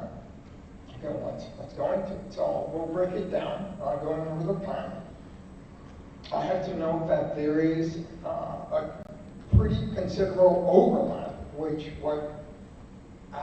what has been pointed out already. So let's go over those. So vision and principles. The balanced preservation of agricultural land while protecting private property rights. Is the project consistent with this? Yes. Policy number 1. Direct housing away from tillable land to maximize impact on prime land. To minimize impact on prime land and maximize contiguity. Are we achieving this by setting aside 1,000 acres for 4 years? Yes, the answer is yes. Policy number 2, ensure that private property rights are not limited and therefore do not lower the value of any property in the county. Yes. Policy number 5, to protect agricultural operations and limit the amount of land taken out of agricultural production. Unmanaged residential growth has the potential to consume valuable farmland and impact the overall agricultural character of Decatur County. The answer there is a double yes. Why? Because we are, as a matter of fact, introducing a commercial agricultural use, which is the sheep grazing, and the other one is the link to the previous one, which is, I'm 2 minutes away. As I was saying before, okay, we're setting aside 1,000 acres that are not going to be developed for residential purposes. Policy number 5, the county may permit non-agricultural related commercial uses by special exception as long as they are compatible in scale and intensity, pose no threat to public health, safety, and welfare, covered, and if the use helps to preserve farmland and continue agricultural operations. Lastly, policy number 10, solar ordinance. What does the county not support? Consumption of agricultural land. So, yes and yes. Mary? Yep. So Francisco's a tough act to follow, but I think it's extremely important to reemphasize what he just said. This project does not consume farmland, and we would ask the board to consider that position. I think well documented as it hopefully makes its vote later this evening. Couple things, I'll be very brief. We introduced to the case file months and months ago proposed conditions of approval. I will not read them to you. If you want me to, I will. I've got them called up here. But if you were to be considering an approval motion, there are a number of conditions we've introduced. I think there are 8 or 9 of them. Again, happy to read them. The other thing is, if you want me to, I will provide the board a very brief summary of what the decommissioning agreement that we have introduced to your case file, what it does. I know there's a lot of misunderstandings about decommissioning, but the bottom line is security, that's third-party independent security, is posted. That is renewed every 5 years, and that is determined by an independent engineer. There will be security in place for the entirety of the project. So I think that's the short version. And that document, by the way, does have a very detailed agricultural soil reclamation plan, details associated with that attached to the agreement. So with those things, I'm sure Francisco is happy to, as am I, to answer any questions that you have for it. So thank you so much for your attention. Thank you. I think now the board has an opportunity to ask questions pertaining to this matter. So I will entertain any questions from the board to RWE or to any other individual. I guess I'll start off with Scott. So this is probably more directed towards Francisco. Just wanted some clarification on how RWE would handle drainage issues involving adjoining property owners when the field tile systems are destroyed, either during the process or the construction and completion of those projects. Okay. So there are a number of components to that. The first one has to do with the actual design, because the first thing that you want to do is not break something. So the way that is achieved is, number one, the company conducts a drainage survey, which is essentially a combination of gathering all the data and maps existing from, or that the landowners have on file, and then the other one is using just geolocation basically to map out where the tiles are.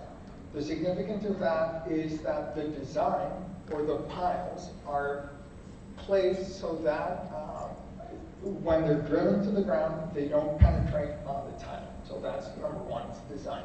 Then number two, if something breaks, okay, there's clay tile, for instance, and so the penetration and damage of clay tile is not going to be perceived initially, but it will be detected.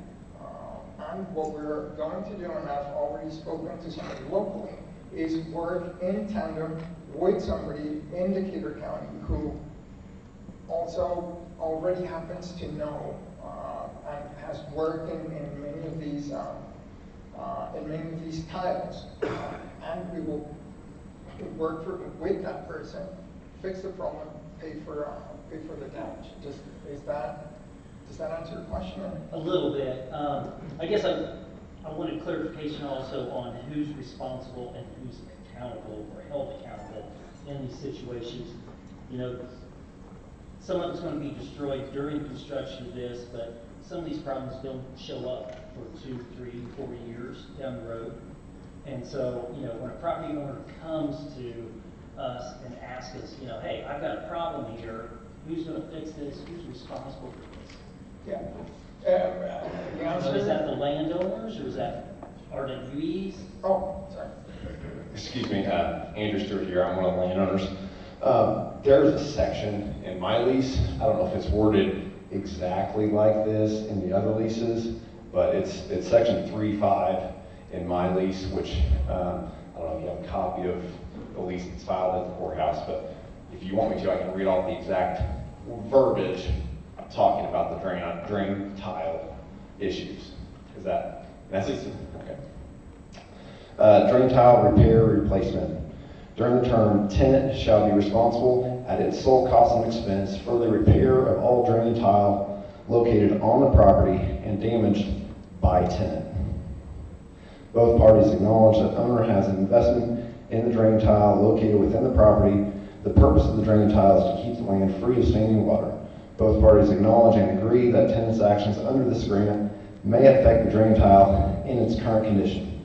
Tenant agrees to repair or replace any damage to the drain tile located on the property caused by tenant as soon as possible following discovery of the damaged drain tile. Included in the scope of restoration activities as set forth in section 6.4 of this agreement shall be the repair and, when reasonably determined to be necessary, the replacement of underground drain tile that was disturbed by the tenant. Tenant shall hire an experienced drain tile contractor approved by owner from the local area to perform drain tile repairs or replacement as required in section 6.4 in a manner that meets industry standards and all state and local code requirements. Tenant shall be responsible for the cost, including labor, machinery, and materials for the repairs or replacement of the drain tile. Thanks, Andrew. So that is language that is common to all the leases, so that's the obligation that we have towards the landowners. But that is also one of the conditions that Mary was referring to. So we are setting a condition with the county that we will be responsible to repair and maintain, to repair if broken any of the drainage infrastructure that is in place. So again, it's simple, right? It's with the county and with the landowner. So I'll add on to that question just for clarification. My understanding of that language is you would be responsible for corrective action to fix that tile. As most of us know, damage to tile can cause negative crop response upstream of that as water typically flows across properties. Is there any consideration to adjacent property owners and the impact that their investments in their ground as affected by those tile damage? I don't know the answer to that. Well, let me try to read it. Let me read, if I might, board member, the language in the condition, which is actually condition number 13. All damages, including but not limited to waterways, drainage ditches, fields, tiles, and any other infrastructure caused by the construction must be repaired to original or better condition so as not to impede the flow of water. So the reason I say this is, to me, that's off-site, Francisco. Those are damages to off-site is covered by this language in proposed condition number 13. If you would like clarity of that, I think we can provide that. I think that's actually our legal responsibility regardless of condition, but we felt like it was important enough to put that condition out there so it was very clear in the record. Thank you.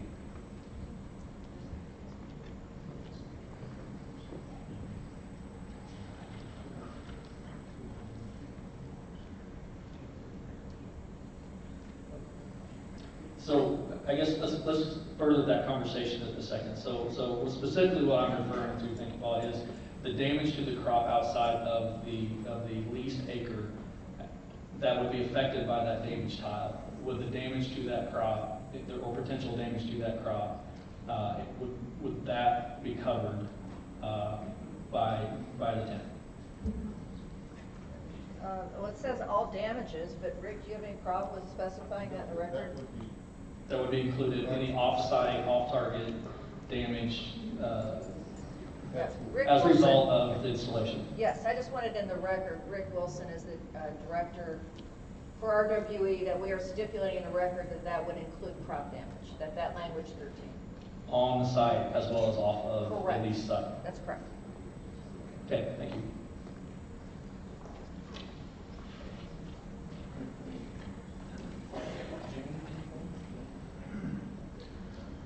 All right, thank you again.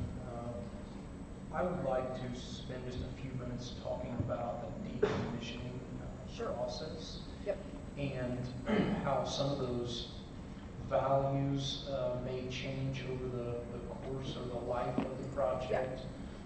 Should landfill disposal become not an option and recycling does become the only option as that cost changes? Just talk a little bit. Sure. So we have to remember that, first of all, a decommissioning bond, third-party security, not RWE's guarantee, but a third-party security, is posted at the time of construction. That bond amount is determined by an independent engineer licensed in the state of Indiana. That bond amount is updated every 5 years.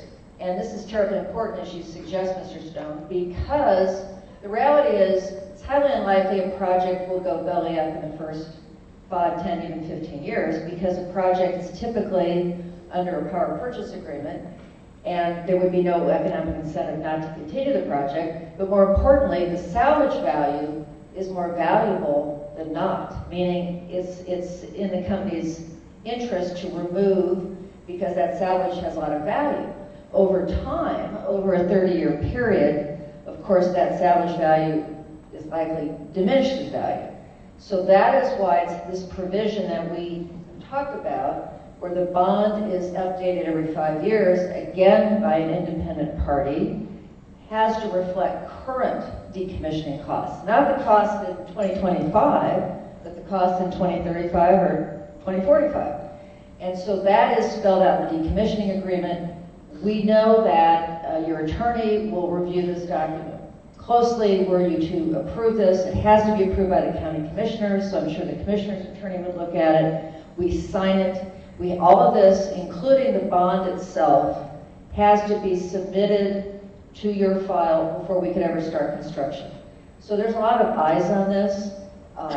The document I submitted to the case file is one I've worked on in a number of counties with a number of county attorneys, but it definitely emphasizes the point of the bond amount going up over time as opposed to going down. Does that answer your question, sir? I think so. So, and forgive me, I'm sure. not an expert on this, but so should that cost change dramatically? How is that insured, or yeah. should we find that there is some chemical or something that something in these panels that becomes very difficult to dispose of at some point, much like asbestos. Yeah. I had no idea in the 50s that asbestos would cause the trouble that it does.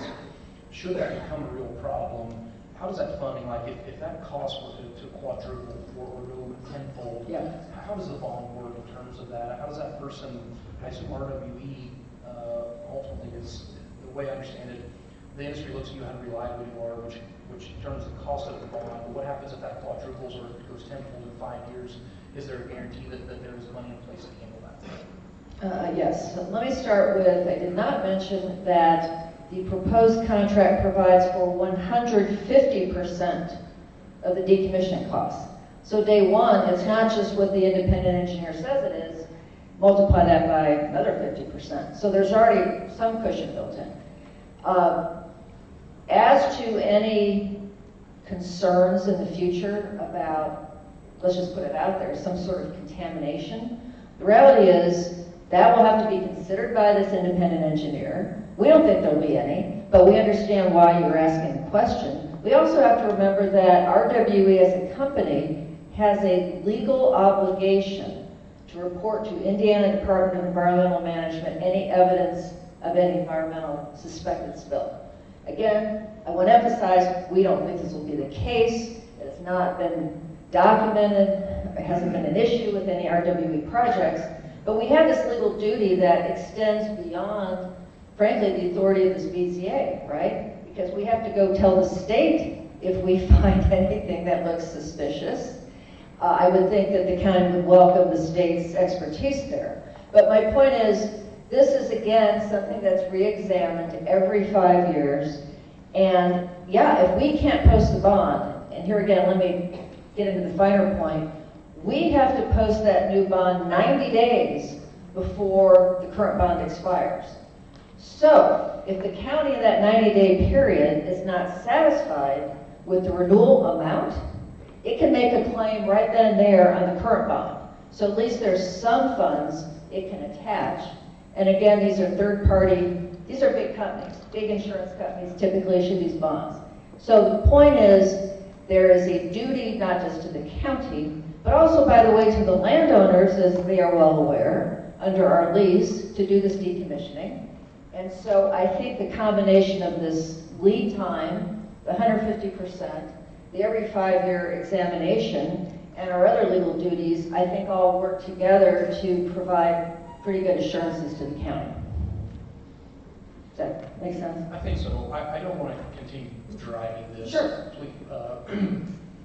I've read numbers, and I think you all have quoted numbers previously as some questions have been posed about the cost of disposing versus recycling. And can you tell me what you anticipate that on a panel? I feel like I've seen numbers like a few dollars per panel to like $15 or $18 per panel is the difference. Is that somewhat accurate to what you imagine from a recycling versus disposing?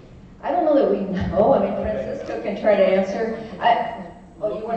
Yeah, well, I mean, I guess, because we've been asked this question before, and I guess the way I look at it as an attorney is, first of all, there's been talk in the State House about having a state law that regulates panel disposal, whether they have to be recycled, whether they have to go to a particular landfill, what are the standards.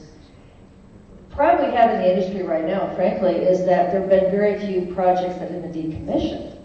And so 15, 20, 30 years from now, I'm pretty confident in the private sector being able to figure out how to best dispose of these panels in a lawful way. But I also feel as if our legislature eventually is going to step in and have some uniform response around the state. So that's how I'd answer that.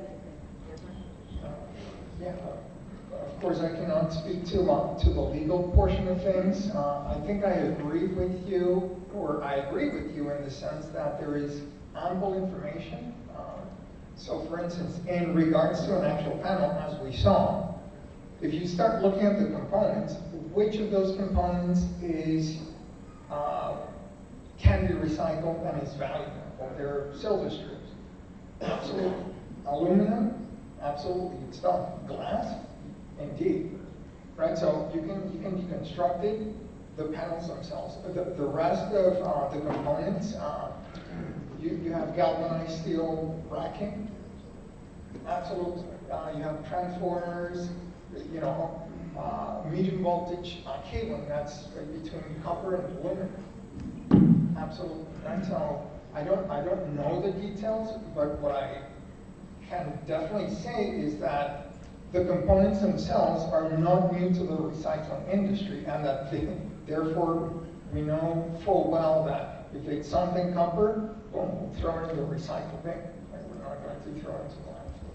Yeah, I should be more clear. I'm not questioning the capability of the recycling process, more so at the potential cost of deconstruction. Should the estimate be that these will all be able to be disposed of, and then that cost is based a very minimal cost today, right? I mean, it's very inexpensive to take a load of these because there's nothing currently, as I know, that prevents those from being just taken to a landfill. But should something change with that, and that goes to find something in it that we don't today know about from a chemical standpoint or something like that, that all of a sudden that cost goes from $2 to $20 per panel.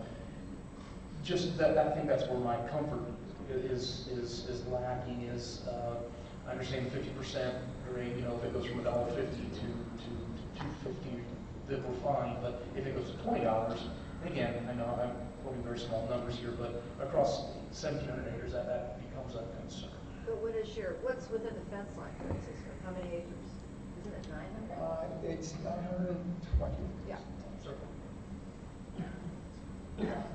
Yeah. Hundreds of thousands of panels times Right. that number. Well, I think that, one way we can look at this is, I haven't talked to Rick about this, but I have been involved in other decommissioning agreements that basically require recycling to the extent feasible, to the extent required by a state or federal government, and or it's just part of the calculation, actually language that pretty much stipulates recycling. Okay. So I think we could do that, Rick. Would you agree with that? That cost of recycling is updated simultaneous with a 5-year reanalysis. So it would have to be absorbed, as part of the cost of salvage. Yeah. So I think we can stipulate the record. We would modify the decommissioning document on file to stipulate recycling would be required. Yeah. And by the way, quick clarification, the 150% and the 5-year period that Mary was mentioning, that is actually part of the ordinance as well. So that is already covered, as Mary was pointing out, Mary and Rick were pointing out. It'd be a matter of expanding upon that in order to add substance and frankly just make it more prescriptive. I think that's a reasonable one. Thank you.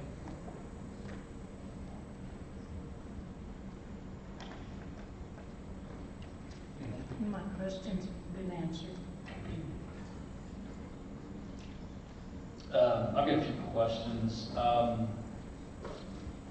Currently, either in development or how many are developed, how many solar projects is RDMU currently working on? Development and construction? Rick? Roughly. We probably have 100 under development and probably 30 under construction right now. Okay. Did the board hear that? So 100 Not under the US. pre-development and 30 under construction? About 30 under construction, about 100. So you developed all those sites. Do you still currently own all those sites? Yes. Okay. And it would be your intent to own this through this particular site through the life of the project? Yes. Okay.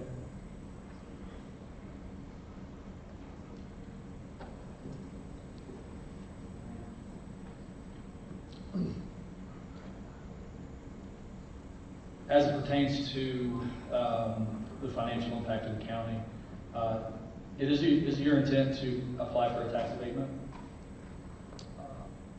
Yes. Okay, I assume If so. invited, right? I mean, we're not going to apply if the county commissioners and the county council committee don't say, we'd like to study this. And the only reason they want to study it is because they might want to have economic development payments. I think you heard from another speaker tonight, Connie, about potential benefits of those. Are we going to impose ourselves on the county? No. But if we're invited by a representative group to make application to at least study, I think the answer is yes. Yep. And thank you. I think that's the direction for my questions. Okay. If you were, and we all assume that you would apply for an abatement, what length would that? You may not anticipate that yet, but what is your position on a type of community involvement payment or a economic development payment? We're all for it. Yeah, absolutely. And of course, that in of itself, the abatement, that in of itself is a separate conversation, but definitely many conversations about what the direction is of the economic development payments is, what the parties to the table are, right? So who receives payments, who doesn't, and that therefore some parties should be brought to the table in order to be part of that discussion. That is definitely a common theme that we speak about. Like I said before, that's a conversation to be had, if it's had with the council, commissioners, convention. Yes.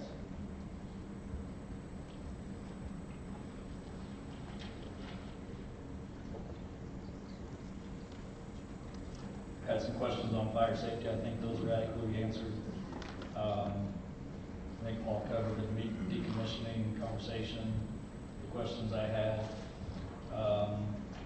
Just to be extremely clear, you're not aware of any additions in the recent time to any other leases, nor would any of that affect or change the current application that we're petition that we're voting on today? No, sir. Okay, No, thank you. and to be even clearer about it, the only land that can have a solar project is the land submitted on legal descriptions in Krista's file. So if somebody went off and filed something we didn't know about, that land's not eligible, it's not under this application. And so, anyway, I think Krista, you're agreeing. Okay, thank you.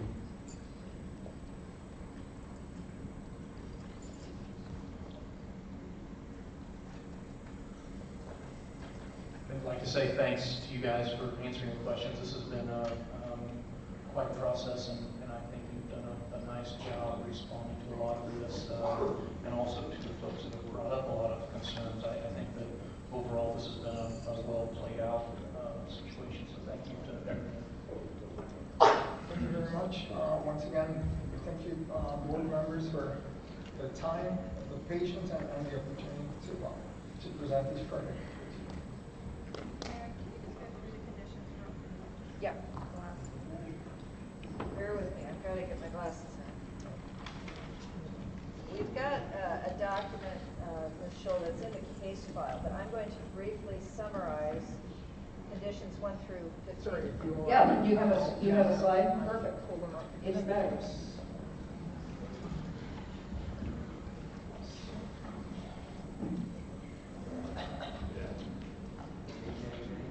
So is this still the current submitted July 8th through the 10th?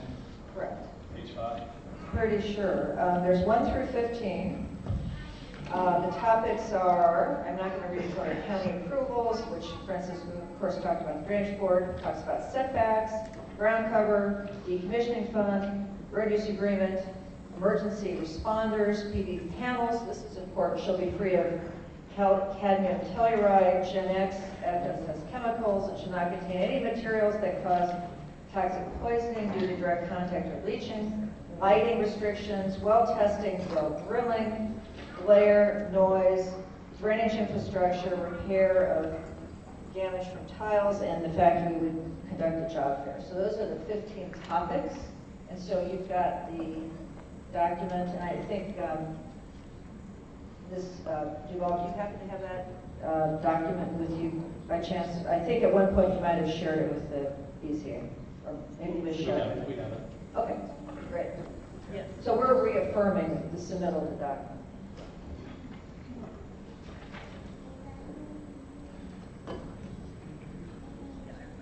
Okay.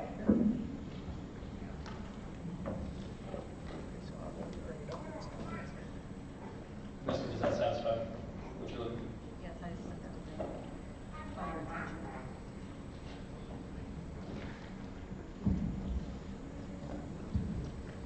Okay, thank you.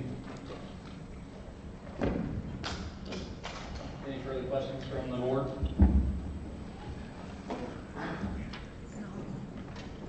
I will entertain a motion. I make a motion that we vote on this tonight in 2024-2. I second the motion. I have a motion and a second to vote on petition 2024-2 with a special exception.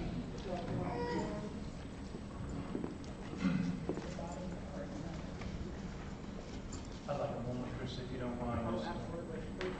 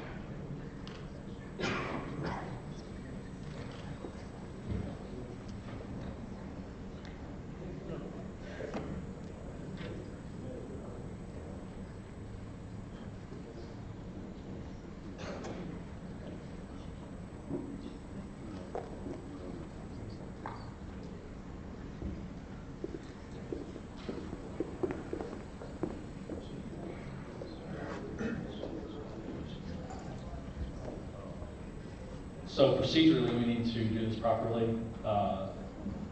We need a new motion that reads off the stipulations pertaining to the approval of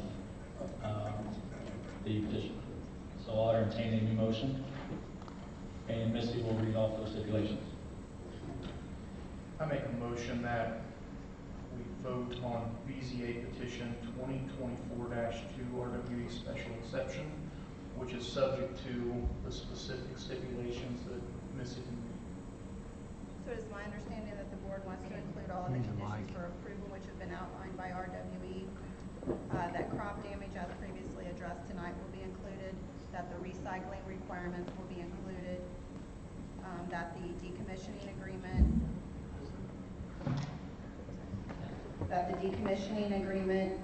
that has been presented with any changes as required by the county, that it does not include any additional land that may have been recently recorded, as was confirmed by RWE that is not part of this application before the board, compliance with the Decatur County drainage ordinance, the road use agreement, the vegetation management plan. Those are all things that would be part of the motion. It's my understanding, Paul, that you're wanting to include those as part of your motion. That's correct. I second the motion. We have a motion to vote on petition subject to the conditions. And second?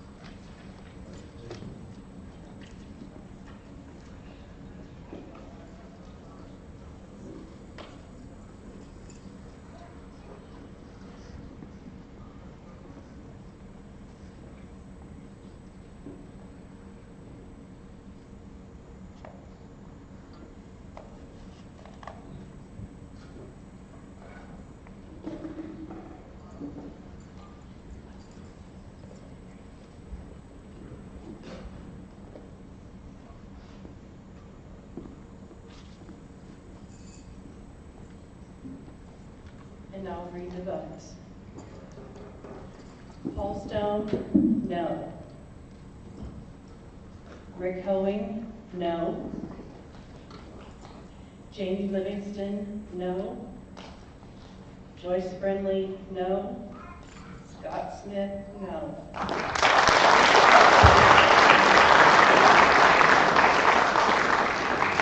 Francisco, RWE, on behalf of the county, we do thank you for professionalism and your diligent work within the county. At this time, your petition is denied. Moving on to our second agenda item for the night, BZA petition 2024-7, WHA Energy for 600 Land Inc. If you're going to exit, please exit quietly as we have more business for this evening. They're requesting a special exception for construction of the facility to convert landfill gas into pipeline quality renewable natural gas. The request falls under Decatur County Ordinance Article 12. The property is currently owned by the 600 Land Inc. and is located at 2872 East, County Road 200 South, Greensburg, in Washington Township. We have a representative from 600 Land Inc. to share with us what you have planned.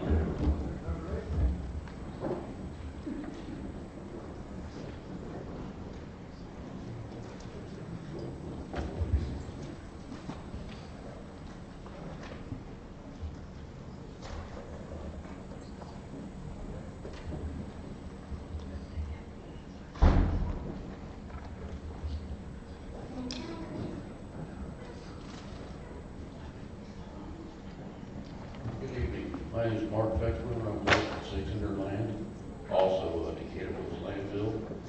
Tonight, we got Jason Baker with Wagon Energy to be what we're wanting to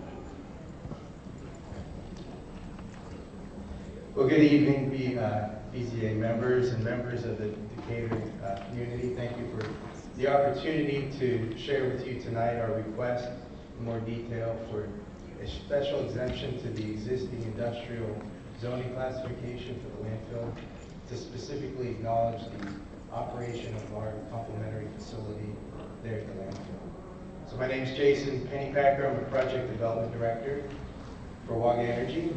We're based in Philadelphia. We are a upgrader of landfill gas to renewable natural gas. Our projects, and what I'm about to do is introduce to you a little bit about our company, what we do, how we do it, what this project looks like, so you can kind of get a better understanding of our request. So Waga Energy is started out in France. It's a French company. It's traded on the Euronext stock exchange. We've been in the U.S. since 2019. We've got operations here in the U.S., in France, Canada, Italy, Spain, and the UK. We currently have 26 operating facilities throughout the globe, with 11 under construction right now. All these facilities use the same technology, and they look very similar to each other. We currently we've been in operation now for about 10 years. We're up to 250 employees globally. We're dedicated to safety, to environmental stewardship, to both our landfill partners, our communities, and our employees. So we created and we invented the technology that we use for part of the process, which is a very efficient way to upgrade landfill gas and make it pipeline quality. So we'll talk about kind of how that works. We're active in our communities, both in our industry and in our local communities whenever we're hosted at these landfills. So as I said, there's 26 boxes that are operating globally. We have 11 here in construction or development in North America. The rest of those are over in Europe. So our first project here in the U.S. that's very similar to this project I will show you here on this slide right here. And I think you also have some hard copies in front of you as well. All right, so this project is the first project using this configuration here in the U.S. It's in Bath, New York, which is in the Corning area. So we classify these projects by the size of the inlet capacity. So this is 1,000 standard cubic feet per minute. We say 1,000 SCFM inlet capacity. That's roughly how much that landfill will produce on any given moment throughout the duration of this contract agreement. So what we do, our job is to take the gas this methane that's collected from the landfill and remove all the impurities that would keep us from being able to put it into the center point pipeline. And so it's a continuous process. Really, when you look at the process, what we do is we remove H2S, we dehydrate the gas, remove all the contaminants that center point would not allow us to put into the pipeline. Then we remove CO2, we remove nitrogen, we remove oxygen to meet that specification, and we make equivalent energy content to fossil fuel natural gas. Our facilities are pre-manufactured, prefabricated, off-site. And one of the benefits of our technology, we use a low-pressure cryogenic distillation process to remove nitrogen and oxygen. That's really the innovation that we bring to the marketplace. And what that allows us to do is replace the legacy technologies that use a larger footprint. We're able to reduce our capital costs to where we're able to actually make projects like Decatur Hills viable. Before, there was too much capital was required to make those projects economically viable. And that footprint now you'll see on this site is roughly half an acre for our facility. Again, it's within the existing footprint of the landfill, so we're not asking to use any agricultural land for take that out of production in order to meet our requirements. We're leasing property from the existing footprint of the landfill. So if you look at this picture, you'll see that that's our facility. It runs 24/7. Right? We can run them manned, we can run them unmanned. They're constantly monitored by our central control room. We can talk about all the details of how we operate, but that's what it looks like. So that is the first facility. We commissioned that facility when it came online in May this year. Well, we inaugurated in May, it came online on March 15th. So it's been in operation for about 6 months. Sorry. Okay. Is that better? Yeah, I think. Okay. All right, thank you. So here's the footprint of our facility. Again, it's if you look on the left-hand side, the area represented by the 160 foot by 120 foot, that's the footprint of our facility. And then adjacent to that is the 100 by 100 foot footprint for CenterPoint Energy. So CenterPoint Energy is working on studies right now to extend their local distribution to our facility, and we will be injecting our gas right there at the landfill. Right, How far away is that currently? So the point of their interconnect with Indiana, it's actually an old Indiana Gas local distribution line. It's about 1.1 miles away, about 6,500 feet of piping.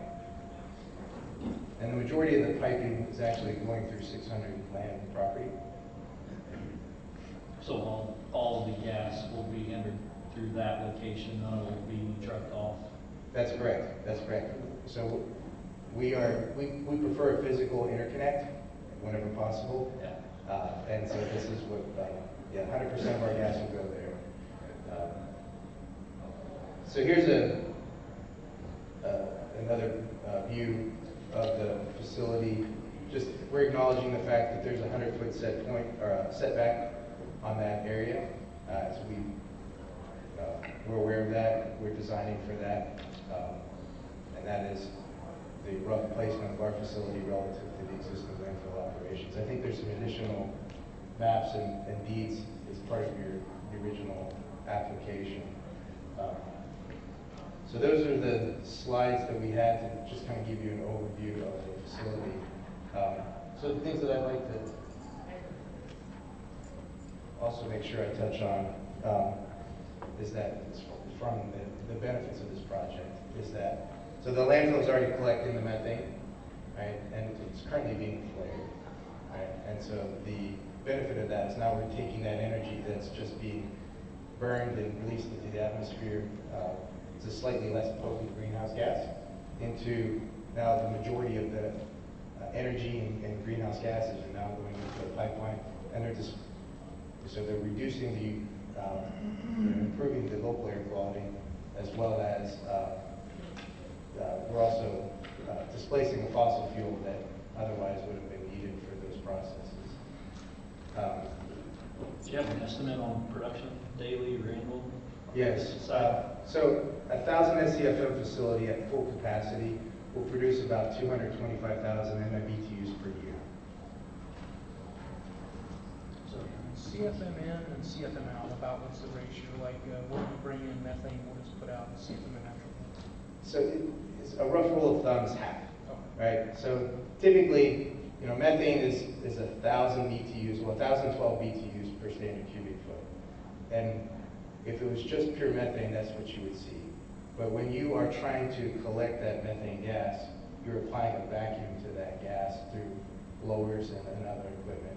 When you do that, you're introducing air, right? So you're adding nitrogen and oxygen, but you also are producing CO2 whenever you are decomposing the organic matter. So roughly about half of that composition is methane, and half of it is a composition of nitrogen, CO2, and oxygen. And as you remove those components, where do they go? What do they do? So with our process, we don't vent anything to the atmosphere, right? We have, and we'll talk about how we're regulated. But we have 2 devices on site that we permit through the Indiana Department of Environmental Management. So we have a thermal oxidizer and we have a flare. Whenever we are running, the thermal oxidizer is taking all of our waste gases and destroying them. Right? So all the VOCs so we capture H2S and in media, we don't release that. But all the VOCs are destroyed in the high temperature thermal oxidizer. And then all the nitrogen and oxygen that we pull out of that gas is also mixed in with that. Now, we also have a flare. So we refer to that as our startup, shutdown, and off-spec flare. So that's permitted for just about 500 hours a year.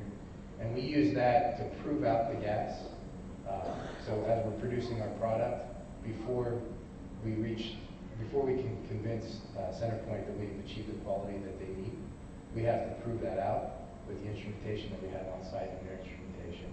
So that gas is not vented, it's flared, it's burned. So we use that for when we're starting up, whenever we shut down and depress our site, so depressurize our facility, so if we need to maintain it or we have something else that we need to work on.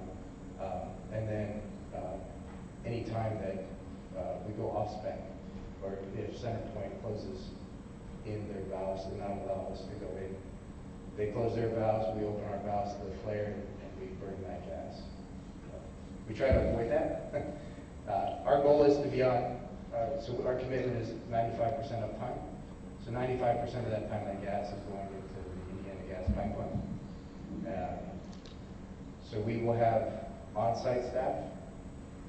Again, I said we measure, we monitor remotely, as well as we have compliance obligations to IDEM. So we'll have a Title V air permit that we are responsible to follow the requirements of that. And then we also have, ultimately, CenterPoint is the one that decides whether or not our gas quality meets their specifications and allows us to put that gas into their pipeline. So I'd also like to say, so we build, own, and operate these facilities. We're not a developer that is just going to build it and walk away. We haven't sold a single project that we've built so far. These are our people. We'll be hiring people locally to operate this facility. The one at Steuben County, we just had the New York DEC there to tour the facility, and our operator there explained to them how he came back home because he had a job to come back home to. So that's we'll be part of the community for a long time if this project's approved. As far as I think I learned today that they think it's similar to the methane collection system facility that you've already approved. So I think there's some precedent that you have here. I mentioned that the land is already zoned industrial. We just want to clarify that this is an acceptable use within that classification. As a electrical consumer, we do consume electricity. So we're working with the electric co-op, and we're about a 1 megawatt connected load. So those folks there have helped us figure out what our electrical requirements will be, but we are using, we're connected, let's say about a megawatt, using about 700 to 800 kilowatts of power whenever we're operating.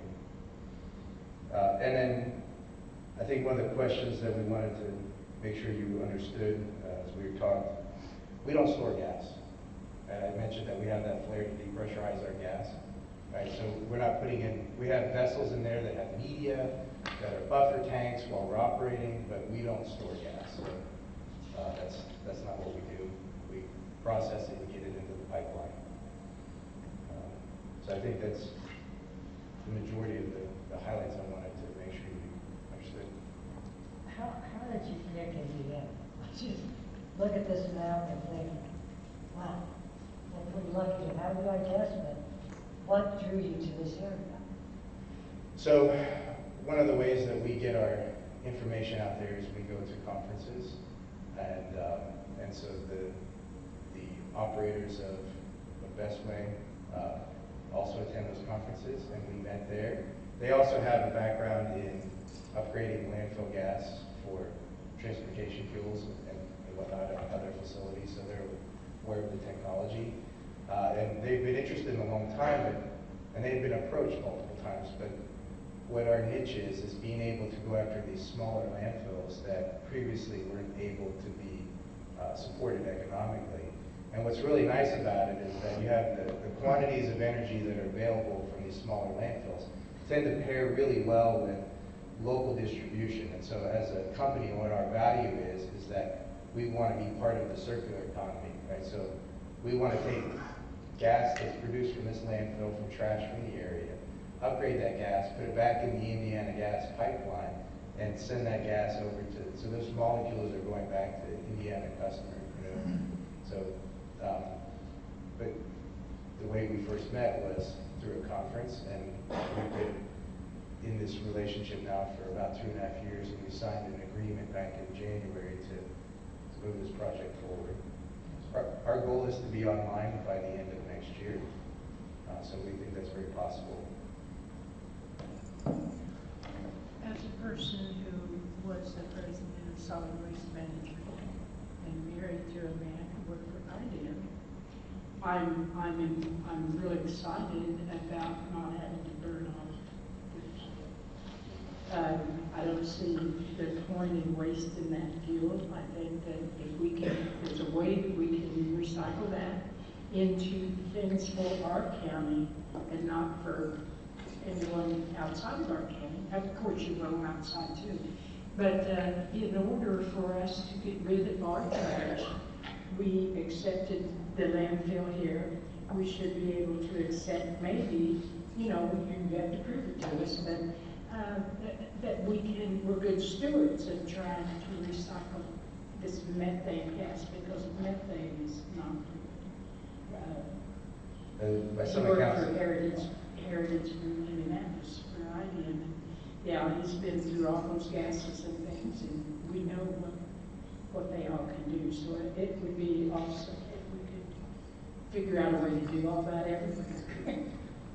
so we agree. And you know, the landfill is voluntarily collecting that gas. Absolutely, Right? burning it up. So why are we wasting it? Yes. Yes. And you know, there's some accounts that say methane is 84 times more polluting than CO2. Oh, right? Over its life cycle. So it's to be able to take that and use it for. I'm excited about this. Distance to the nearest home and distance nearest public road, and are there measurable noises at those spots?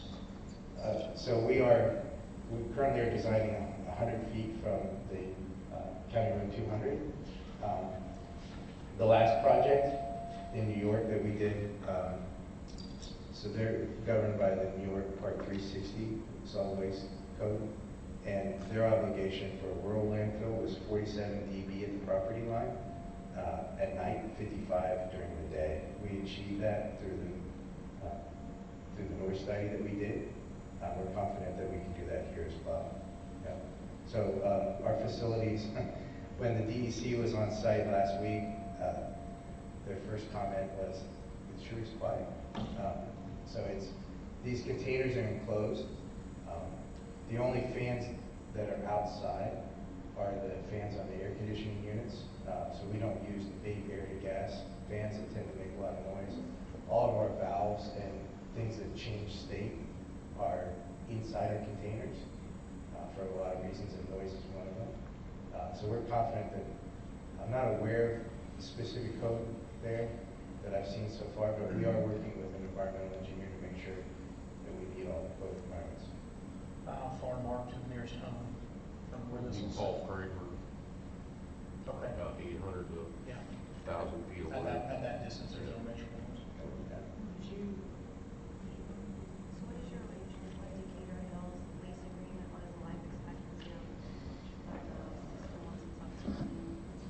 So again, we build, own, and operate these with the intent to own and operate them long term. So we have a 20-year initial agreement with the ability to extend that. And then we design, our design expectancy is over 20 years. So except for the inlet site, that is the first component from the piping that comes out of ground up to our facility. Everything else is 100% stainless steel. So it's pretty unique for the industry. We don't use carbon steel. So it's very high-end. It's a very high-end design. Are these components trucked in? Yes. You said they're already built? So it's like a prefab? That's correct. That's correct. So we have 4 main processing containers, and then we also have an electrical room. And so then we also have those vessels. Now the vessels are shipped loose and installed on the concrete pad, and then we have to make mechanical connections to them. But those 4 containers, I can go back and take you back to. If you look at that facility right there, all of those containers, they are pre-built, pre-wired, and that's First size electronics. yes, yeah, roughly. Those are roughly 40-foot containers. So is A the flare? So A is the flare, yes, and B is the thermal oxidizer. So A runs intermittently, and B runs 95% of the year.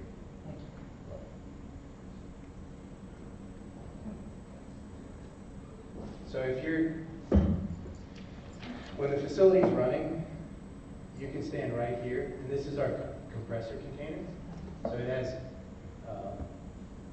the loudest piece of equipment is the membrane compressor. So it's over 90 decibels inside of that container, but when those doors are closed, you can stand right here and have a conversation.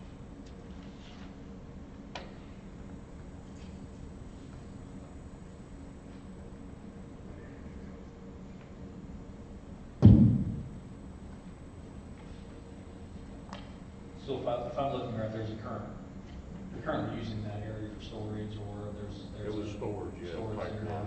There's a vegetative buffer separating the Yeah. road from that will be maintained. Yeah. Okay.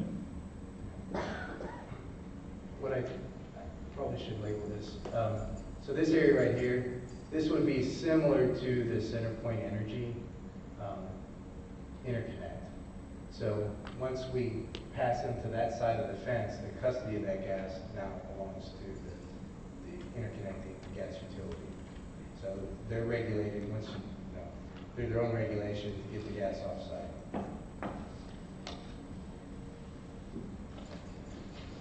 Hydrogen sulfide, is that scrubbed out in a chemical form, or what? And the removal of that, is that something that has to be trucked off, or Yeah. explain to me the hydrogen sulfide? I'd be glad to. So Decatur Hills, they have very low H2S relative to this site here. So this site was designed for about 5 or 6 times more higher levels of H2S than we're seeing there. But the 2 vessels that are marked number 1 back there have an activated carbon in them, right? And so that activated carbon is it's a sacrificial medium, right? So the H2S, as the gas is passing through there, it has an affinity for that H2S.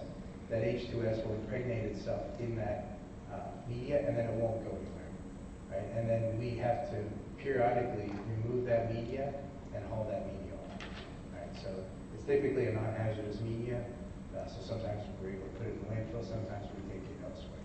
It depends, but roughly every 6 months, we would change out a vessel. And again, as I was saying, this little black sump right here, that's the only plastic pipe that we have on site. Everything else is stainless steel.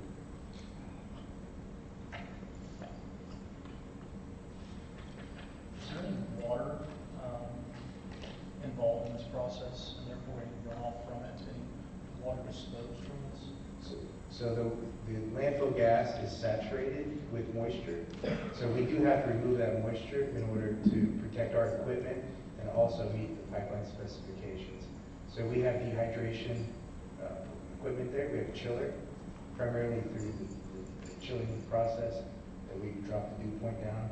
And that water, we call that condensate.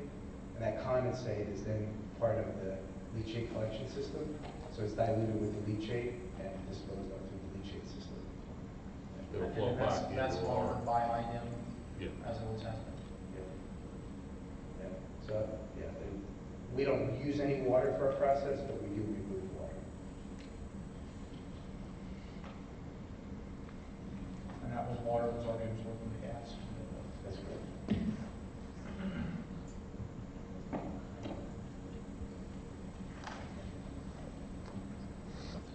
Any further questions from the board? Any further information, or is there anyone from the public?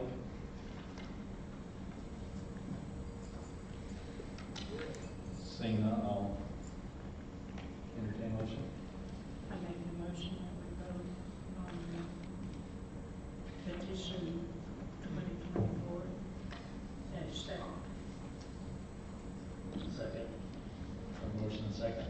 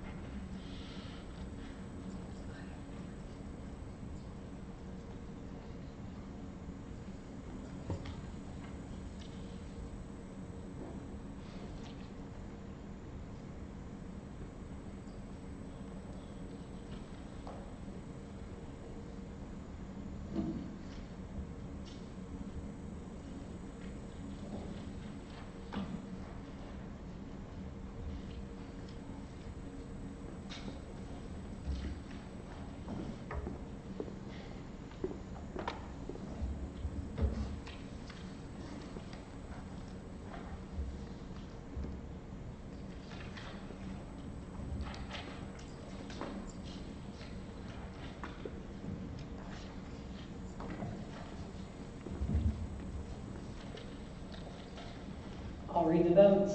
Joyce Brindley, yes. Paul Stone, yes. Rick Cohen, yes. Janie Livingston, yes. Scott Smith, yes. Thank you very much. Motion is approved. You're welcome. Please stay in touch with the ladies in the office as you complete your construction process. Thank you.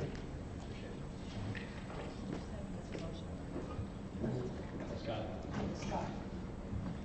That concludes the meeting. We'll entertain a motion to I make a motion adjourn. to adjourn. Second. Motion and second to adjourn.